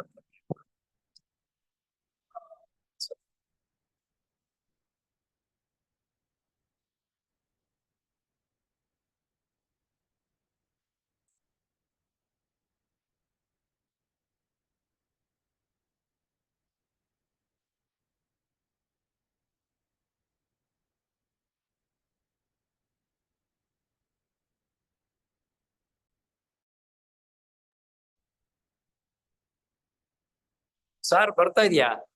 ಬರ್ತಾ ಇದೆ ಸರ್, ಕಂಟಿನ್ಯೂ. ಇವಾಗ ಬಂತದೆ ಸೂಚನೆ ಕೊಡ್ತಲ್ಲಿ 90% ಆಯ್ತು ಅಂತ. ದುಃಖಪೂರಿತವಾದದ್ದು ಎಂಬ ಅಂಶವು ನಿರ್ವಿವಾದ ಸಂಗತಿ. ಅಂದ್ರೆ ಈ ದುಃಖ ಅಂತಕ್ಕಂಥದ್ದು ನಿರ್ವಿವಾದ ಅಂತಂದ್ರೆ ಹಾಗೂ ಹೇಳಕ್ಕಾಗಲ್ಲ, ಹೀಗೂ ಹೇಳಕ್ಕಾಗಲ್ಲ. ಹೇಳ್ತಾರೆ ನೋಡ, ಬಿಡಕ್ಕಾಗಲ್ಲ, ಕಟ್ಕೊಳಕ್ಕಾಗಲ್ಲ. ಥಿಯಾಸಫಿ ಸಮಾಜದ ಮುಖಂಡರಾದ ಬ್ಲಾವಟ್ಸ್ಕಿ ಅಮ್ಮನವರು ಈ ಲೋಕದ ಜೀವಿತವೇ ನಿಜವಾದ ನರಕವೆಂದು ಒತ್ತಿ ಹೇಳುತ್ತಾರೆ. ಥಿಯಾಸಫಿಕಲ್ ಸೊಸೈಟಿ ಸಂಬಂಧಪಟ್ಟಿರ್ತಕ್ಕಂಥ ಮೇಡಮ್ ಬ್ಲಾವಟ್ಸ್ಕಿ ಅವರು ಸ್ಥೂಲ ಲೋಕವೇ ಈ ಜೀವಿತವೇ ನಿಜವಾದ ನರಕ ಅಂತ ಅನ್ನೋದನ್ನು ಒತ್ತಿ ಹೇಳ್ತಾರೆ. ಅಂದ್ರೆ ಅದನ್ನೇ ಹೇಳ್ತಿದ್ದಾರೆ. ನಮ್ಗೆಲ್ಲ ನರಕ ಅಂತ ಅನ್ನೋದು ಗ್ಯಾರಂಟಿನೇ. ಎಷ್ಟು ಸಾಹುಕಾರನಾದಷ್ಟು ನಿದ್ದೆ ಬರಲ್ಲ. ಯಾವಾಗ ನಿದ್ದೆ ಬರಲ್ಲ ಅಂತಂದ್ರೆ ನರಕವೇ. ಏನು ತಿನ್ನಕ್ಕಿಲ್ಲ ಅಂತಂದ್ರೆ ಅವನ ಗತಿನೂ ನರಕವೇ. ಜೀವಾತ್ಮನು ಅಜ್ಞಾನದ ಆವರಣದ ಮುಚ್ಚಿಕೊಂಡಿರುತ್ತದೆ. ಈ ಜೀವ ಅಂತಕ್ಕಂಥದ್ದು ಅಜ್ಞಾನದ ಆವರಣ. ಪೂರ್ಣವಾಗಿ ನಮ್ಮಲ್ಲಿ ಅಜ್ಞಾನ ಅಂತಕ್ಕಂಥದ್ದು ಮುಚ್ಚಿಕೊಂಡಿರುವಾಗ ಏನು ಹೇಳುವುದಕ್ಕೂ, ಏನ್ ಕೇಳುವುದಕ್ಕೂ, ಏನು ಮಾಡೋದಕ್ಕೂ ಅವನಿಂದ ಆಗಲ್ಲ. ಅಂಧಕಾರದಲ್ಲಿ ಅಜ್ಞಾನವನ್ನು ಬಿಡಿಸಿಕೊಂಡಾಗ, ಬೆಳಕಿಗೆ ಬಂದಾಗ, ಕಷ್ಟ ಬಂತು, ಹಿಂದಿನ ಮಾಡಿದ ಕರ್ಮ ನಾನು ಹೋಗ್ಲಿ ಬಿಡು, ಧೈರ್ಯವಾಗಿ ಅದನ್ನ ಅನುಭವಿಸೋಣ ಅಂತಕ್ಕಂಥ ಜ್ಞಾನ ಬಂದಾಗ ಕಷ್ಟ ಬಂದ್ರು ನಾವು ಕೇರೆ ಮಾಡಲ್ಲ. ಯಾರಾದ್ರೂ 4 ಜನ ಹೊಗಳ್ತಾ ಇದ್ರೆ ಅಯ್ಯೋ ಬಿಡಯ್ಯೋ, ಹೊಗಳಿಕೆಗೂನು ಈ ರಾಜಕಾರಣಿ ನಿಜವಾದ ರಾಜಕಾರಣಿ ಆದ್ರೆ ಹೂವಿನಾರ ಹಾಕಿದ್ರು ಅಷ್ಟೇ ಸಂತೋಷ, ಬೇರೆ ಇನ್ನೊಂದು ಆಹಾರ ಹಾಕಿದ್ರು ಅಷ್ಟೇ ಹಂಗೆ ಇರ್ತಾನೆ ಹೊರತು ಇದಕ್ ಬರಲ್ಲ. ಹಾಗೆ ಜ್ಞಾನವನ್ನು ಸಂಪಾದಿಕೊಂಡಿರತಕ್ಕಂಥವನು ಅಜ್ಞಾನವನ್ನು ಯಾವ ರೀತಿ ನಿರ್ಮೂಲನ ಮಾಡ್ಕೋಬೇಕು ಅಂತಕ್ಕಂಥದ್ದನ್ನ ಯೋಚನೆ ಮಾಡಿ ವ್ಯವಸ್ಥೆ ರೀತಿಯಲ್ಲಿ ಜೀವನ ನಡೆಸುವುದಕ್ಕೆ ಪ್ರಾರಂಭ ಮಾಡ್ತಾನೆ. ನಾವು ಹುಟ್ಟುವುದಕ್ಕೆ ಮುಂಚಿತ ಸ್ಥಿತಿಯಾಗಲಿ ನಮ್ಮ ದೇಹದ ಮರಣಾನಂತರದ ಸ್ಥಿತಿಯಾಗಲಿ ನಮಗೆ ತಿಳಿಯದು. ನೋಡಿ, ನಾವು ಯಾರ ಮನೆಯಲ್ಲಿ ಹುಟ್ಟುತ್ತೀವಿ ಅನ್ನೋದು ಗೊತ್ತಿಲ್ಲ, ನಾವ್ ಯಾವ ರೀತಿ ಬೆಳವಣಿಗೆ ಆಗ್ತೀವಿ ಅನ್ನೋದನ್ನು ಮೊದಲು ಗೊತ್ತಿಲ್ಲ. ನಂತರ ಇವಾಗ ಏನಾಯ್ತು, ಇಂಥ ಮನೆಯಲ್ಲಿ ನಮ್ಮ ತಂದೆ ತಾಯಿಗಳು ಇಂಥವ್ರೇನಪ್ಪ ಸ್ವಲ್ಪ ಬೆಳವಣಿಗೆ ಆದ್ಮೇಲೆ ಅಯ್ಯೋ ನಾವು ಬಡವರೇ ಬಿಡಪ್ಪ, ಒಳ್ಳೆ ವಿಷಯಗಳಿಗೆ ಅದು ಬೇಕು ಇದು ಬೇಕು ಅಂತ ಕೇಳುವುದು ಬೇಡ. ತಂದೆ ತಾಯಿನೇ ಬೇಡ, ನಮ್ಮ ಆಸೆ ನಮ್ಮ ಬಡವರು ಅವೆಲ್ಲ ಆಗ್ಬೇಕು ಇವ್ ಬೇಕು ಅಂತ ಹೇಳಿ ತಂದು ಕೊಡಕ್ಕಾಗತ್ತೆ ಅನ್ನೋದು ಹೇಳ್ತಾ ನಾನು ಎಂತ ಮನೆಯಲ್ಲಿ ಎಂತ ಕಡೆ ಹುಟ್ಟಿದ್ದೀನಿ ಅಂತ ಸ್ವಲ್ಪ ಅನುಭವ ಆಗತ್ತೆ. ಅದಾದ್ಮೇಲೆ ನಾವು ಯಾವಾಗ ಸಾಯ್ತೀವಿ, ಹೆಂಗ್ ಸಾಯ್ತೀವಿ ಅಂತಕ್ಕಂಥದ್ದು ನಮ್ಗೆ ಗೊತ್ತಿಲ್ಲ. ನಾನು ಹುಟ್ಟುವುದೂ ಗೊತ್ತಿಲ್ಲ, ನಾನು ಸಾಯುವುದೂ ಗೊತ್ತಿಲ್ಲ. ಈ ಸ್ಥೂಲ ಲೋಕದಲ್ಲಿ ತಮಗೆ ತಿಳಿಯದು. ಇಂತಹ ನಿಸ್ಸಹಾಯಕ ಸ್ಥಿತಿಯಿಂದ, ಇದು ನಿಸ್ಸಹಾಯಕ ಸ್ಥಿತಿವೇನೆ. ಹುಟ್ಟುವುದು ಗೊತ್ತಿಲ್ಲ, ಸಾಯುವುದು ಟೈಮ್ ಗೊತ್ತಿಲ್ಲ. ಇದು ನಿಸ್ಸಹಾಯಕ. ಯಾರು ಸಹಾಯ ಮಾಡಕ್ಕಾಗ? ಏನ್ ಪ್ರಾಣ ಹೋಗ್ತಾ ಇದೆಯಾ ಅಂತಂದ್ರೆ 10 ಜನ ಡಾಕ್ಟರ್ ಇರ್ಲಿ, ಬದುಕೋಕ್ಕಾಗತ್ತಾ? ಅವರೆಲ್ಲರೂ ನಿಸ್ಸಹಾಯಕರೇ. ತಂದೆ ತಾಯಿನೂ ನಿಸ್ಸಹಾಯಕರ, ಡಾಕ್ಟರ್ಗಳು ನಿಸ್ಸಹಾಯಕರೇ. ಈ ರೀತಿ ನಿಸ್ಸಹಾಯಕರ ಇರುವಾಗ ಮರಣಾನಂತರ ಸ್ಥಿತಿಯಾಗಲಿ ತಮಗೆ ತಿಳಿಯದು. ಇನ್ನ ಒಂದು ಹೇಳ್ತಾರೆ ಅಂದ್ರೆ ಮರಣಾನಂತರ ಸ್ಥಿತಿ. ನಾವು ಮರಣ ಅಂದ್ರೆ ಸತ್ತೋಗ್ತೀವಿ, ಮರಣವಾದ ಮೇಲೆ ಏನಾಗ್ತೀವಿ ಅಂತಕ್ಕಂಥದ್ದು ಅನೇಕರಿಗೂ ಗೊತ್ತಿಲ್ಲ. ನಮ್ಮ ಸೊಸೈಟಿಯಲ್ಲಿ ಕೆಲವರಿಗಾದ್ರೂ ಗೊತ್ತಿದೆ, ಮರಣ ಬಂದ್ರೆ ಈ ರೀತಿ ಆಗತ್ತೆ, ಮರಣಾನಂತರ ಈ ರೀತಿ ಜೀವನ ನಡೆಸ್ತೀವಿ ಅಂತಕ್ಕಂಥದ್ದು ಅನೇಕರಿಗೂ ಗೊತ್ತಿದೆ ಸೊಸೈಟಿಯಲ್ಲಿ. ಇನ್ನು ಕೆಲವರಿಗೆ ಈ ತರ ಏನು ಗೊತ್ತಿಲ್ಲ, ತಿಳಿಯದು. ಇಂತಹ ನಿಸ್ಸಹಾಯಕ ಸ್ಥಿತಿಯಿಂದ ಪಾರು ಮಾಡಿ ಈ ವಿಶ್ವವೆಲ್ಲ ಯಾವ ಪರಮ ಚೈತನ್ಯ ಆವಿರ್ಭವಿಸುತ್ತಿದೋ ಅಂತಹ ಸರ್ವಜ್ಞತ್ವ, ಸರ್ವಶಕ್ತತ್ವ ಮತ್ತು ಸರ್ವಾಂತರ್ಯಾಮಿ ತತ್ವ ಲಕ್ಷಣಗಳೆಲ್ಲ ಪರಮಾತ್ಮನೊಡನೆ ಒಂದು ಕಿಡಿ. ಇದು ನಾವು ಯಾರಪ್ಪ ಏನು ಅಂತಕ್ಕಂಥದ್ದು ಸ್ವಲ್ಪ ಸ್ವಲ್ಪ ಆದ್ಮೇಲೆ ಪರಮಾತ್ಮನಿಂದ ಬಂದಿರತಕ್ಕಂಥದ್ದು ನಾವು ಒಂದು ಕಿಡಿ ಅಂತನ್ನುವುದನ್ನ, ಈ ಪರಮಾತ್ಮನಿಂದ ನಾವು ಬಂದಿರತಕ್ಕಂಥವ್ರು ಒಂದು ಕಿಡಿ. ನಾವು ಸತ್ತ ಮೇಲೆ ಬೇರೆ ಜೀವನ ಹೆಂಗ್ ನಡೆಸ್ತೀವಿ ಅಂತಕ್ಕಂಥದ್ದು, ನಾವ್ ಎಲ್ಲಿ ಹುಟ್ಟಿದ್ದೀವಿ ಅಂತಕ್ಕಂಥದ್ದು, ಇವೆಲ್ಲ ತಿಳ್ಕೊಳ್ತಕ್ಕಂಥದ್ದು ಎಷ್ಟೋ ವರ್ಷಗಳು, ಎಷ್ಟೋ ಜನ್ಮಗಳು ಎತ್ತಿ ಸಾಧಿಸಿದ ಮೇಲೆ ಕೆಲವರಿಗೆ ಗೊತ್ತಾಗಿರುತ್ತೆ. ಇನ್ನೂ ಕೆಲವರಿಗೆ ಆ ವಿಷಯ ಪೂರ್ಣವಾಗಿ ಏನು ಗೊತ್ತಿಲ್ಲ. ಆದ್ರಿಂದ ಪರಮಾತ್ಮನಿಂದ ಬಂದಿರತಕ್ಕಂಥ ನಾವು ಒಂದು ಕಿಡಿ ಅನ್ನುವುದನ್ನ ನೆನೆಸಿಕೊಂಡು ಇವತ್ತಿನ ಕ್ಲಾಸಿಗೆ ಮುಕ್ತಾಯಗೊಳಿಸೋಣ. ಮುಂದೆ ಇದನ್ನ ಪ್ರಯತ್ನ ಮಾಡೋಣ. 3 ಸಲ ಓಂಕಾರ ಮಾಡಿ ಮುಕ್ತಾಯಗೊಳಿಸ್ತೀವಿ. ಓಂ